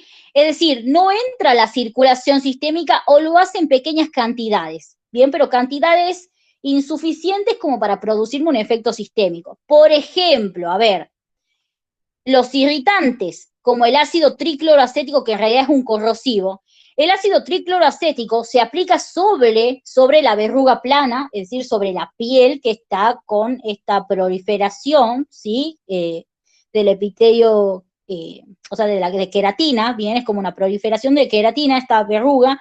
¿Y qué es lo que pasa acá? Acá yo lo aplico sobre la verruga a este ácido y la verruguita se va quemando, ¿bien? O sea, tiene una acción local. Pero ese no es solamente el mejor ejemplo, es decir, a ver, uno cuando piensa en acción local, por lo general se le viene a la mente todo lo que es piel, ¿sí? Pero la acción local también se puede ejercer, ¿sí? Por ejemplo, en el bronquio. ¿Bien? Se puede ejercer, bueno, en la piel y también en el intestino, chicos. ¿Qué quiere decir esto? Vamos a explicar cada uno. Por ejemplo, en el asma, ¿sí? Ustedes saben que el fármaco no necesita llegar al alveolo y absorberse para producir el efecto. El fármaco llega a la mucosa bronquial y ya ejerce una acción. El salbutamol tiene acción local, ¿sí? No sistémica, porque no se absorbe, no necesita absorberse a nivel alveolar para ejercer su acción farmacológica. Eso quiere decir acción local, que no necesita absorberse para ejercer su acción farmacológica, ¿sí? Entonces el salbutamol tiene esa acción. Acá les pongo salbutamol. Acción local. ¿Sí? Ahora, en el caso de los eczemas, ¿sí? Que, bueno, eso es un tipo de lesión que se produce en la piel, yo puedo utilizar diferentes fármacos también como corticoides que van a tener su acción local porque no necesitan absorberse a ningún lado para tratar el eczema. O sea, yo lo aplico sobre el eczema y ya empieza a actuar el fármaco. ¿Bien? Y la enfermedad de Crohn, que está dentro de las enfermedades inflamatorias del intestino, ¿sí? En la enfermedad de Crohn también. Ustedes saben que cuando yo les dije o sea, cuando hablamos de la vía oral, yo les dije que la vía oral, chicos, acá les pongo la vía oral, no solamente tiene acción sistémica, muchas veces son fármacos que no se pueden absorber, no se absorben, y si no se absorben, ¿para qué lo voy a administrar por vía oral? Y bueno, los administro para que actúen de manera local sobre la mucosa del tubo digestivo, ¿bien? Acá el mejor ejemplo, chicos, Meuli ama que ustedes digan este ejemplo, le encanta a él, literal. La mometasona es un corticoide y la mometasona es multifacética porque sirve para muchas cosas. Por ejemplo, me va a servir para el asma.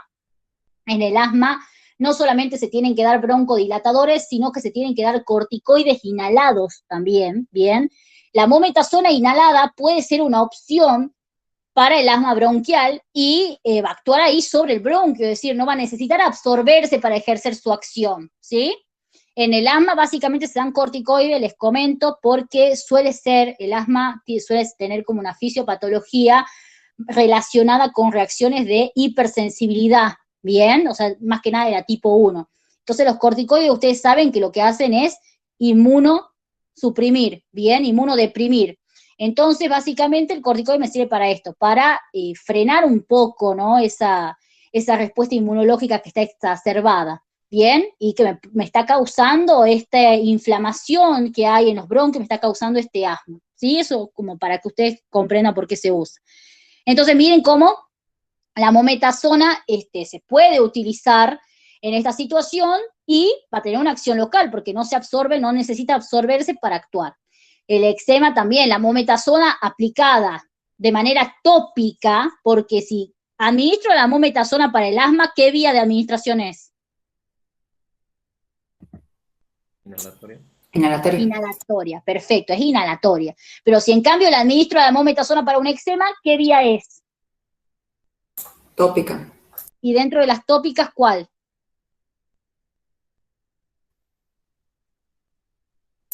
¿Cuál En es? piel. Bien, vía dérmica, ¿sí? Vía dérmica, perfecto. Bien, y en cambio la mometasona también me sirve para la enfermedad de Crohn, hace de todo esta señora. Miren lo que hace. Ustedes por ejemplo, la toman a la mometasona, ¿sí? Por vía oral, y la mometasona no se absorbe, ¿bien? Sino que se queda ahí y al entrar en contacto con la mucosa del tubo digestivo, actúa como antiinflamatorio, ¿bien? Los corticoides son un tipo de antiinflamatorios esteroideos, a diferencia de la aspirina, del ibuprofeno, que son no esteroideos, ¿bien? Entonces, la mometasona me sirve para todo. Lo que quiero que entiendan es que este fármaco no necesita absorberse para ejercer su acción en estas situaciones que les pongo acá, ¿bien? Entonces, eso es la acción local. Ahora, ¿cuáles son las vías de administración? O sea, ¿cómo es la relación de la vía de administración con la acción farmacológica? Las vías tópicas, por lo general, todas tienen acción local, ¿bien? Dentro de la acción local también podemos agregar la vía inhalatoria. Sobre todo si yo quiero que actúe el fármaco a nivel bronquial, ¿sí? O a nivel de la cavidad nasal. Si llega al alveolo, ya saben, no es más acción local, es sistémica ya, ¿sí? Bien. Bueno, la vía endovenosa y la subcutánea, en cambio, la vía endovenosa puede ser para acción sistémica y la subcutánea puede variar. Ya vamos a ver más ejemplos cuando veamos los mecanismos de acción que están relacionados con esto, ¿sí? Pero la subcutánea puede ser para acción sistémica o bien para acción local. Por ejemplo, para acción sistémica, la insulina, ¿bien? Y para acción local, la vía subcutánea, por ejemplo, cuando quiero prolongar la anestesia. Muchas veces los odontólogos, acá les cuento, esto lo vemos en nervioso después, pero igual se los comento ahora, los odontólogos lo que hacen básicamente es inyectar adrenalina, ¿sí? Acá les pongo, adrenalina. Bien, ¿para qué? Para producir una vasoconstricción,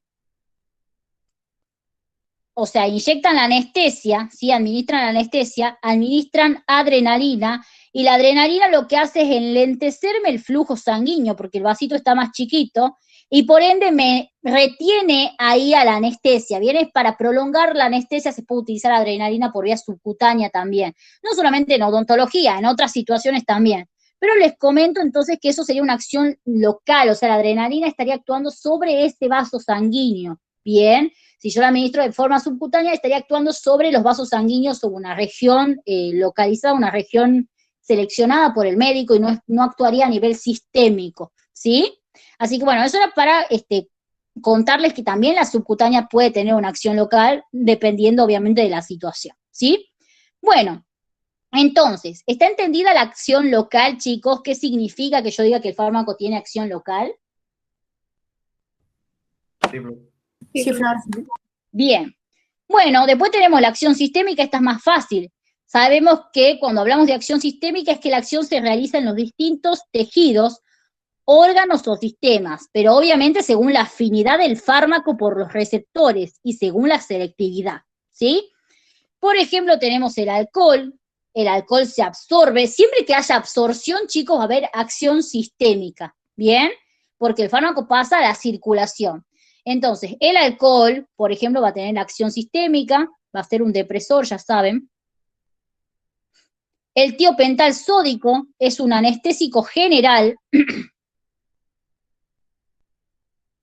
también va a ser un depresor, ¿sí? Del sistema nervioso central, acá también del sistema nervioso central. Y la adrenalina, cuando la administro, por ejemplo, por vía intramuscular, ¿sí? También va a tener una acción sistémica, ¿bien? Como estimulante, obviamente, del simpático. ¿Bien? Entonces, miren cómo cuando hablo de acción sistémica, hablo de que el fármaco se absorbe. No se olviden, se absorben, llega a la circulación sistémica. El mismo nombre se los dice. Acción sistémica quiere decir que el fármaco llegó a la circulación sistémica. ¿Bien? Y por último, no está en la diapositiva, así que cópienlo. Tenemos el sitio de acción remoto. Bien, recuerden que habían 3 sitios de acción. El local, el sistémico y el remoto. Dentro del sitio de acción remoto, yo primero les voy a explicar, les voy a hacer un dibujito acá, y después del dibujito les voy a explicar qué quiere decir esto. Este es un estómago, ¿sí? Ahora, esto que está acá,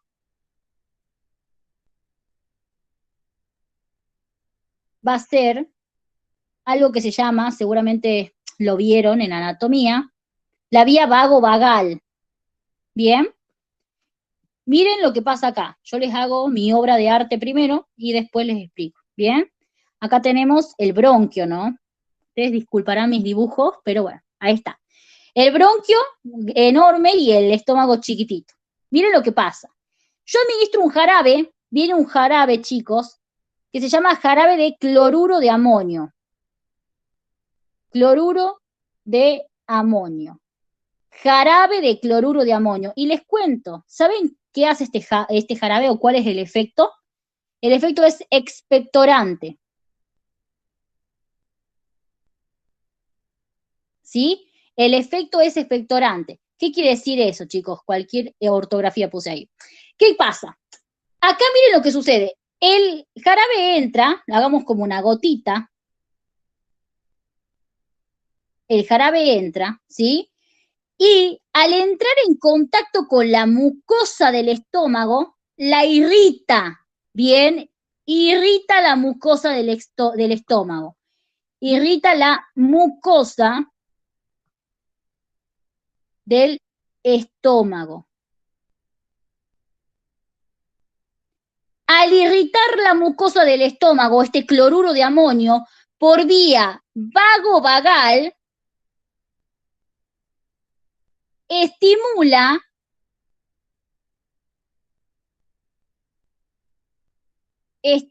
la secreción bronquial. Les dije yo que este jarabe era un expectorante, ¿sí? ¿Qué quiere decir expectorante? Que me favorece. Hay personas, chicos, que literalmente les cuesta expectorar, ¿bien? Y hay patologías en donde, por ejemplo, yo necesito que el paciente expectore, ¿para qué? Para que pueda tomar una muestra, por ejemplo, ¿sí? Entonces, ¿qué es lo que sucede acá? Cuando yo administro este jarabe que es expectorante, chicos, tuve un lapsus, no me acuerdo si era con X, me parece, estoy segura, no sé si alguien que está más cuerdo que yo en ortografía, es con X, ¿verdad? Expectorante, sí, creo que sí, bueno, no importa. Sí, claro, es con X. Ignoren mi atrofia mental que tengo ya de los finales. Bueno, si era con X, no sé por qué flashé por 2 segundos que era con S y escribí cualquiera. Bueno, escuchen lo que pasa. La gota, esta gotita que ingresó del jarabe, que está, ya saben que tiene que estar disuelta en el líquido del estómago para que ejerza su acción, ¿no? Para que se pueda absorber y demás. Pero aquí, el jarabe de cloruro de amonio, el cloruro de amonio, en realidad, el principio activo, irrita la mucosa del estómago. Su sitio de acción es la mucosa del estómago, ¿bien? Ese es su sitio de acción. Pero, chicos, ese es el sitio de acción, ¿bien? O sea, irritante. Es un irritante de la mucosa del estómago. Pero su efecto farmacológico, chicos, y su modo de acción ocurren en otro sitio, ¿sí? Es decir, cuando hablo de un sitio de acción remoto, estoy hablando de que el sitio de acción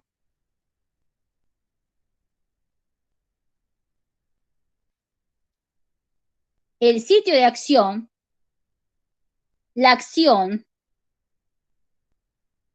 y el efecto están relacionados, pero no son en el mismo órgano. Es decir, el sitio de acción acá va a ser la mucosa del estómago, pero la acción se produce a nivel del bronquio, ¿sí? Y el efecto, por ende, es a nivel de las vías respiratorias. Es decir, este es un jarabe expectorante. Y lo que hace este jarabe es actuar sobre la mucosa del estómago, pero por vía vagovagal, por la vía vagovagal que me comunica la mucosa del estómago con la mucosa de los bronquios, ¿sí? Hay como una comunicación ahí. Entonces, como están conectados estos dos sitios, al estimularme o al irritarme la mucosa del estómago, ¿sí? Ese va a ser el sitio de acción, la acción se va a producir en otro órgano. Entonces, si queremos definir el sitio de acción remoto, podemos decir que el sitio de acción, o podemos decir que la acción farmacológica, pongan, la acción farmacológica ocurre en un sitio o en un órgano, mejor, en un órgano remoto al sitio de acción. La acción farmacológica ocurre en un órgano remoto al sitio de acción. ¿Qué quiere decir esto? Que la acción farmacológica ocurre en el bronquio, ¿sí? Pero el sitio de acción no es el bronquio, es la mucosa del estómago, ¿bien? Entonces, miren qué importante es tener en cuenta esto. Por lo general, hay varios fármacos que actúan de la misma forma, no tan solo fármacos, sino sustancias. Por ejemplo, ¿por qué el alcohol me da náuseas? ¿Por qué cuando tomo, salgo, voy a bailar y tomo y tengo tantas ganas de vomitar? Porque también hay una acción remota ahí. El alcohol irrita la mucosa del estómago y esto me estimula los centros nauseosos, ¿bien? Es también como un mecanismo de defensa, ¿no?, del organismo. Ya lo vamos a ver más adelante. La clase de alcohol es una de mis favoritas. Ya la vamos a ver más adelante, pero miren que el alcohol también hace algo parecido acá. Al irritarme la mucosa del estómago me provoca náuseas, ¿bien? Es porque están conectados, porque hay conexiones nerviosas. Entonces, ese es el sitio de acción remoto. El jarabe de cloruro de amonio es un expectorante, pero actúa, o sea, el sitio de acción es la mucosa del estómago, y gracias a esa irritación que se produce ahí, me produce un aumento de las secreciones bronquiales, y el paciente tiene más esputo, ¿no? Más cantidad de esputo para que pueda expectorar y yo pueda tomar una muestra, por ejemplo, ¿sí? ¿Está claro eso, chicos? Sí, Flor. ¿Los demás? Claro, el sitio de acción remoto, les digo porque esto no está en ningún libro ni en la cartilla de Meuli, ¿no? O sea, ahí en la cartilla de Meuli les pone jarabe de cloruro de amonio, les pone el ejemplo buscar, o sea, les pone que ustedes busquen. Así que avísenme si tienen alguna duda. Bueno, entonces ya tenemos los 3 sitios de acción, ¿bien? Flor, Y por tengo una último, pregunta. sí, Por las dudas, o sea, así nomás, no, tampoco indaguemos mucho, pero ¿hay algún otro ejemplo que podamos dar? el ejemplo que tienen que dar puede ser el alcohol también, ¿sí? Solamente que no es un fármaco, ¿bien? Eso desde ya, pero sí lo tienen que conocer porque alcohol toma muchísimo el doctor Meuli, ¿bien? Y tienen que saber que, por eso les tiré alcohol y jarabe de cloruro de amonio. El ejemplo tampoco se hagan tanto lío, que usted tiene que saber es el de cloruro de amonio porque es el que está en la cartilla de Meuli y es el que Meuli les pide ahí que busquen cómo actúa. Y otro ejemplo que tienen que dar que, a ver, no es un fármaco, pero todo el mundo, la mayor parte de la población consume alcohol y la mayor parte seguramente de ustedes o sus amigos tienen náuseas todo, o vomitan cuando toman, ¿bien? Entonces tienen que conocer por qué ocurren esas cosas, ¿sí? Pero esos serían los 2 ejemplos, Diego, ¿sí? Diego me está hablando, ¿no? Dale. Bien, perfecto. Bueno, y por último, para concluir, tenemos los factores que modifican la acción farmacológica, ¿sí? Dentro de los factores que pueden modificarme la acción, chicos, tenemos las dosis principalmente. La dosis, ¿qué quiere decir? Cuando yo hablo de dosis, estoy hablando de la cantidad de fármaco que se administra. Cantidad de fármaco que se administra. Eso es la dosis, ¿bien? La dosis también la pueden encontrar como posología. Solo que la posología me abarca, si ustedes leen posología por ahí, me abarca la dosis y también me abarca la preparación. ¿Sí? O sea, cómo tengo que preparar el fármaco, si es, por ejemplo, por vía endovenosa, en qué lo tengo que diluir, cuánto, etcétera. Bien, eso por las dudas les aclaro. Entonces, la dosis es la cantidad de fármaco que se tiene que administrar, no que se tiene que administrar, que se administra. Bien. Dentro de las dosis tenemos 3 tipos de dosis. La dosis terapéutica, la tóxica y la insuficiente. Acá vamos a poner el tubito de ensayo que yo les hice para ventana terapéutica, ¿sí? Y vamos a hacer 2 líneas, igual que antes, ¿sí? Vamos a hacer una línea acá y otra acá, ¿sí?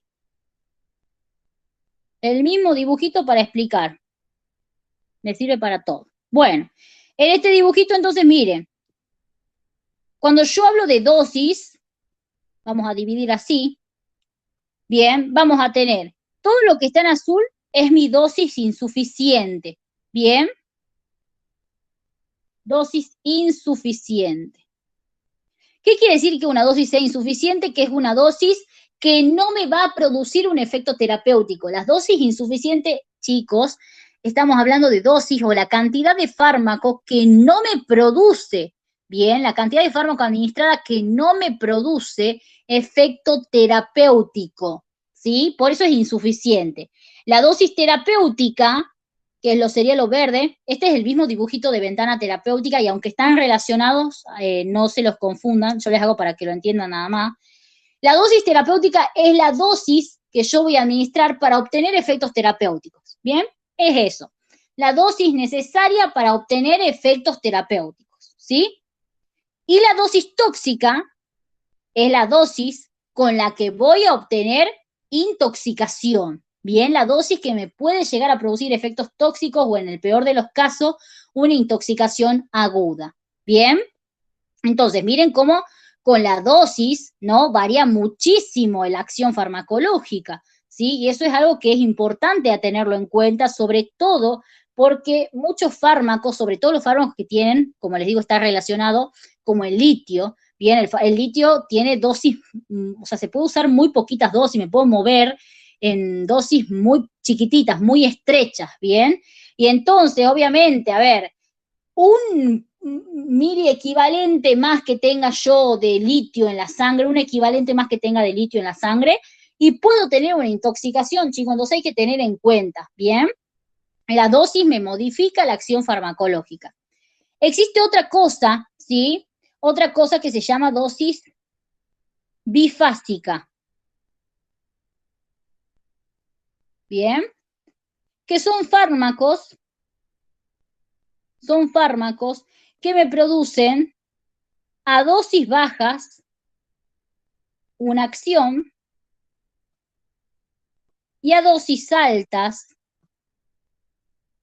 otra acción. Es decir, a dosis altas me producen, por ejemplo, ¿no? Les tiro, a dosis altas me producen, qué sé yo, broncoconstricción, y a dosis bajas me producen broncodilatación. ¿Hay fármacos así? Sí, y el mejor ejemplo acá para dar, chicos, el mejor ejemplo para dar es el de la atropina, ¿bien?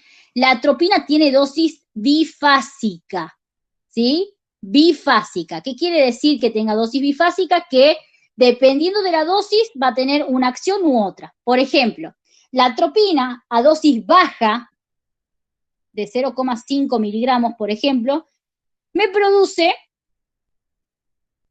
bradicardia.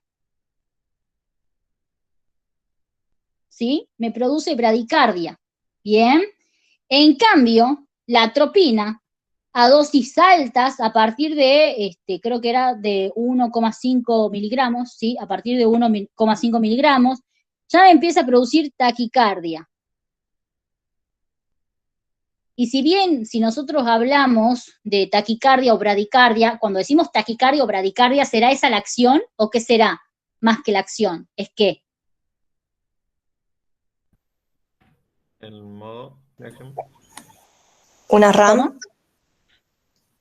No, no es una RAM. Pero dentro del espacio de la fármaca, el efecto, ¿sí? El modo de acción, chicos, en este caso, si nosotros queremos decir, por ejemplo, que el fármaco me produce taquicardia, la taquicardia sería el efecto, que yo lo puedo medir, ¿bien? Midiendo la frecuencia cardíaca. Y el modo de acción sería el aumento de la contractilidad cardíaca, ¿bien? O sea, un inotropismo, ¿sí? Ok, Flor. Bien, eso para aclarar, igual ya vamos a hacer, ¿cómo se llama? Cuando vamos nerviosos vamos a ir analizando todo eso. Pero acá les comento entonces que, sí, ese sería el efecto. Entonces, ¿pero por qué decimos que la acción es diferente? Porque la acción, si nosotros decimos que, que la atropina a dosis baja me produce bradicardia, entonces la acción es depresora, ¿bien? Pero si utilizamos atropina a partir de 1,5 miligramos, produce taquicardia, entonces la acción ahí es estimulante, ¿sí? O sea, miren cómo vamos teniendo diferentes acciones de acuerdo a la dosis. Para la cátedra, chicos, el único fármaco que tiene dosis bifásica es la atropina, ¿sí? Acá les pongo, atropina. Para Lori, en realidad, que es el que pregunta estas cosas.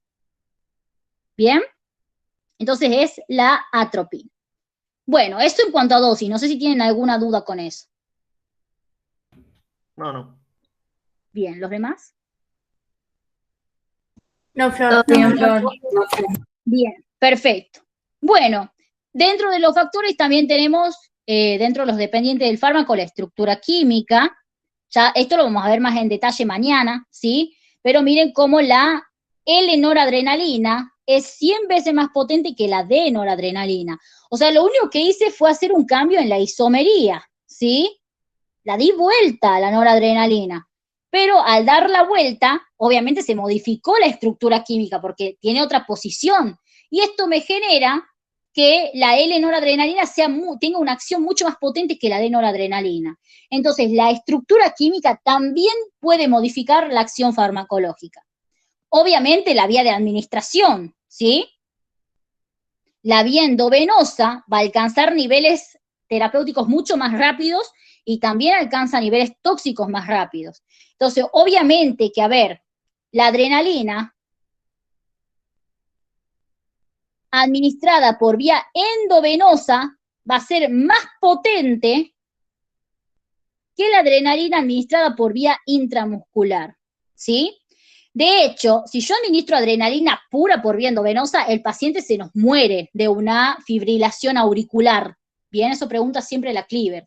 La adrenalina por vía endovenosa tiene que estar diluida, bien, tiene que estar diluida. Ya vamos a ver también la preparación.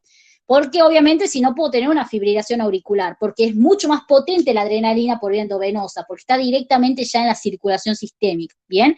Y obviamente no voy a utilizar las mismas concentraciones que por vía intramuscular, ¿sí? Entonces la vía de administración también modifica la acción. La liposolubilidad tiene que ver con ¿qué la liposolubilidad? Con los órganos que alcanza el fármaco, ¿sí? Un fármaco muy liposoluble, ¿sí? Puede alcanzar muchos órganos y puede ejercer su acción en todos estos órganos. Aparte, que los fármacos liposolubles pueden sufrir el fenómeno de redistribución, que está en las clases grabadas. Después recuerden que vamos a recuperar sincrónicamente todas las clases de Cinesi que no tuvimos sincrónicas. Y en el fenómeno de redistribución se prolonga la acción farmacológica, ¿sí? Se prolonga, ¿no? Entonces miren cómo la liposolubilidad también puede intervenir en la acción. Y chicos, lo más importante, las interacciones medicamentosas, que eso se lo dejo picando porque es todo un tema de toda una clase, ¿bien? Entonces las interacciones medicamentosas pueden interferir en la acción farmacológica también, pueden modificar la acción farmacológica, ¿bien? Ahora no les doy ningún ejemplo ni nada porque es un tema que hay que primero que desarrollarlo para entender los ejemplos, ¿bien? Bueno, y también, chicos, obviamente, hay factores que dependen del paciente, ¿no? La edad, el sexo, el estado fisiopatológico previo, el peso corporal. En cuanto a la edad, por ejemplo, los niños y los ancianos son mucho más sensibles a los fármacos, ¿bien? Por ejemplo, en los niños, ¿cómo les había dicho que se calculaba la dosis? ¿Qué tenía en cuenta para...? El peso del niño. Perfecto, por kilogramo de peso, o sea, en el niño se da por el peso, ¿sí? Yo no le voy a decir al chiquito, por ejemplo, tómese a un chiquito de 3, 4 años, tómese un ibuprofeno 400 o un ibuprofeno 600, no.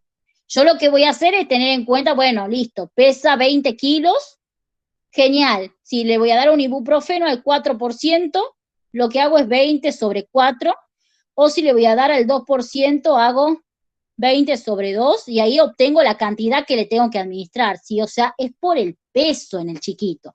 No se olviden. ¿Por qué? Porque, como les digo, son mucho más sensibles a los fármacos, ¿bien? Aparte, el peso corporal tiene que ver con el líquido corporal también, chicos, ¿bien? Y el líquido corporal tiene que ver con la distribución. Todo esto que está acá ya lo vimos, así que no me voy a detener en eso, ¿sí? Porque es nada más para... O sea, yo se los puse en la diapo para que lo recuerden y lo puedan relacionar con volumen de distribución que está relacionado, ¿sí? Entonces, hay que tener en cuenta el peso. Bueno, la instalación esta, la saquemos. Bien, en el caso del sexo no hay muchas diferencias, ya vamos a ver más adelante, pero básicamente, por ejemplo, acá hay que tener un par de cosas en cuenta, ¿sí? Por ejemplo, que las mujeres pueden tener mayor actividad enzimática que los hombres, ¿sí? O pueden llegar a tener mayor grasa corporal. Entonces, todo esto me puede modificar la acción, me puede modificar la farmacocinesis y por ende la acción. Pero no hay diferencias así estrictas entre ambos sexos. Bien, pero se los pongo por las dudas. Y bueno, esto sí, el estado fisiopatológico previo, chicos, obviamente que me va a modificar la acción. Si yo a un paciente con cirrosis le doy enalapril por vía oral, el ejemplo viejo ya, que ya lo venimos viendo, pero es importante, este paciente no va a tener acción farmacológica. Porque recuerden que el enalapril necesita metabolizarse en el hígado para ejercer su acción, o sea, para volverse activo y para ejercer su acción. Si le doy enalapril por vía oral a este paciente, no va a haber acción farmacológica porque el enalapril nunca se activa, bien, porque el hígado está dañado, ¿sí? Y acá con el tema de la insuficiencia renal pasa algo parecido. Si yo doy un fármaco en dosis terapéuticas, bien, o sea, en una dosis estándar quiere decir la dosis que se suele dar, bien, le doy un fármaco que yo sé que se elimina por riñón, y se lo doy, o sea, sin modificar la dosis, sin adecuar la dosis al contexto de mi paciente, el fármaco, chicos, como cuando hay insuficiencia renal, hay una incapacidad del riñón de eliminar, ¿bien? De depurarse de sustancias. ¿Y qué es lo que va a suceder acá? En esta situación el fármaco obviamente se va a eliminar lento. Y esto puede provocar que haya una acción prolongada o más intensa. Prolongada o más intensa. Y obviamente puede generarme acciones tóxicas, ¿sí? Entonces miren cómo el estado fisiopatológico tiene que ver, chicos, ¿bien? Y bueno, el peso corporal por lo que dijimos del líquido corporal y de la distribución que ya lo vimos, ¿sí? ¿Está claro entonces los factores dependientes del fármaco y del paciente? Sí, Flor. Bien. Sí, Flor. Bien. Y por último, la regulación de los receptores. Ustedes saben que hay fármacos que, esto se los explico así nomás porque esto es de toda una clase, literal. A ver, los fármacos se tienen que unir a receptores, ¿sí? Y no es lo mismo que un fármaco se una a 2 receptores que se una a unos 10. Bien, hagamos 5 acá nada más. O sea, no es lo mismo que el fármaco se una a 2 receptores que a 5. ¿En cuál de estos va a tener una acción más intensa? ¿Si se une a 2 o si se une a 5? 5. Bien, si se une a 5. Entonces, ¿qué es lo que quiere decir esto, chicos? Que hay otros factores dependientes del paciente que van a intervenir con la acción farmacológica. ¿Bien? Y dentro de estos factores, acá tenemos la regulación de los receptores, que lo vamos a ver más adelante, pero para anclarlo nada más.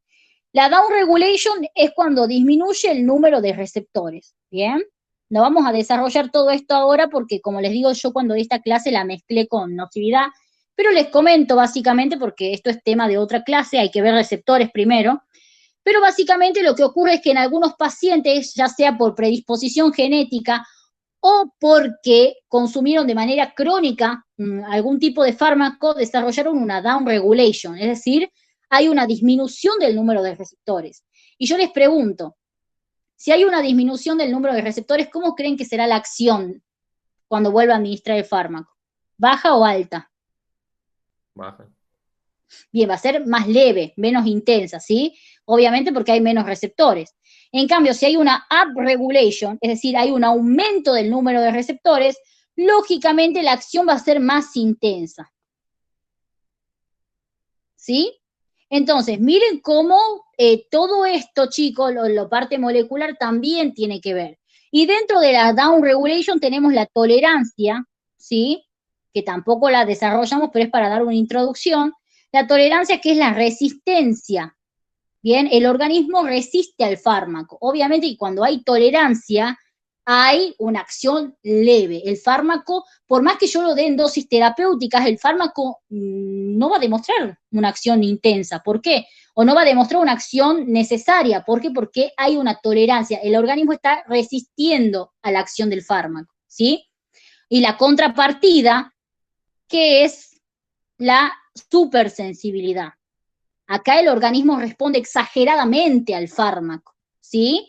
Responde a dosis terapéuticas, dosis normales, por ejemplo, hay una respuesta exageradísima, una respuesta muy intensa, una acción intensa. Esa es la supersensibilidad, ¿bien? Que como les digo, las vamos a desarrollar cuando veamos la parte de nocividad, ¿sí? Bueno, chicos, eso sería toda la parte de farmacodinamia, la parte 1 de acción farmacológica. No sé si tienen alguna duda. Las otras diapos no le den bola porque eso es de nocividad. ¿Tienen alguna duda? No por ahora, Flor. Bien. ¿Los demás? Yo tampoco, Flor, todo bien. Bueno, No, chicos, claro. de 10 entonces. Nos vemos mañana a las 10:30 de la mañana con el tema de mecanismos de acción, ¿sí? Mecanismos de acción inespecíficos. Recuerden que todos los powers de las clases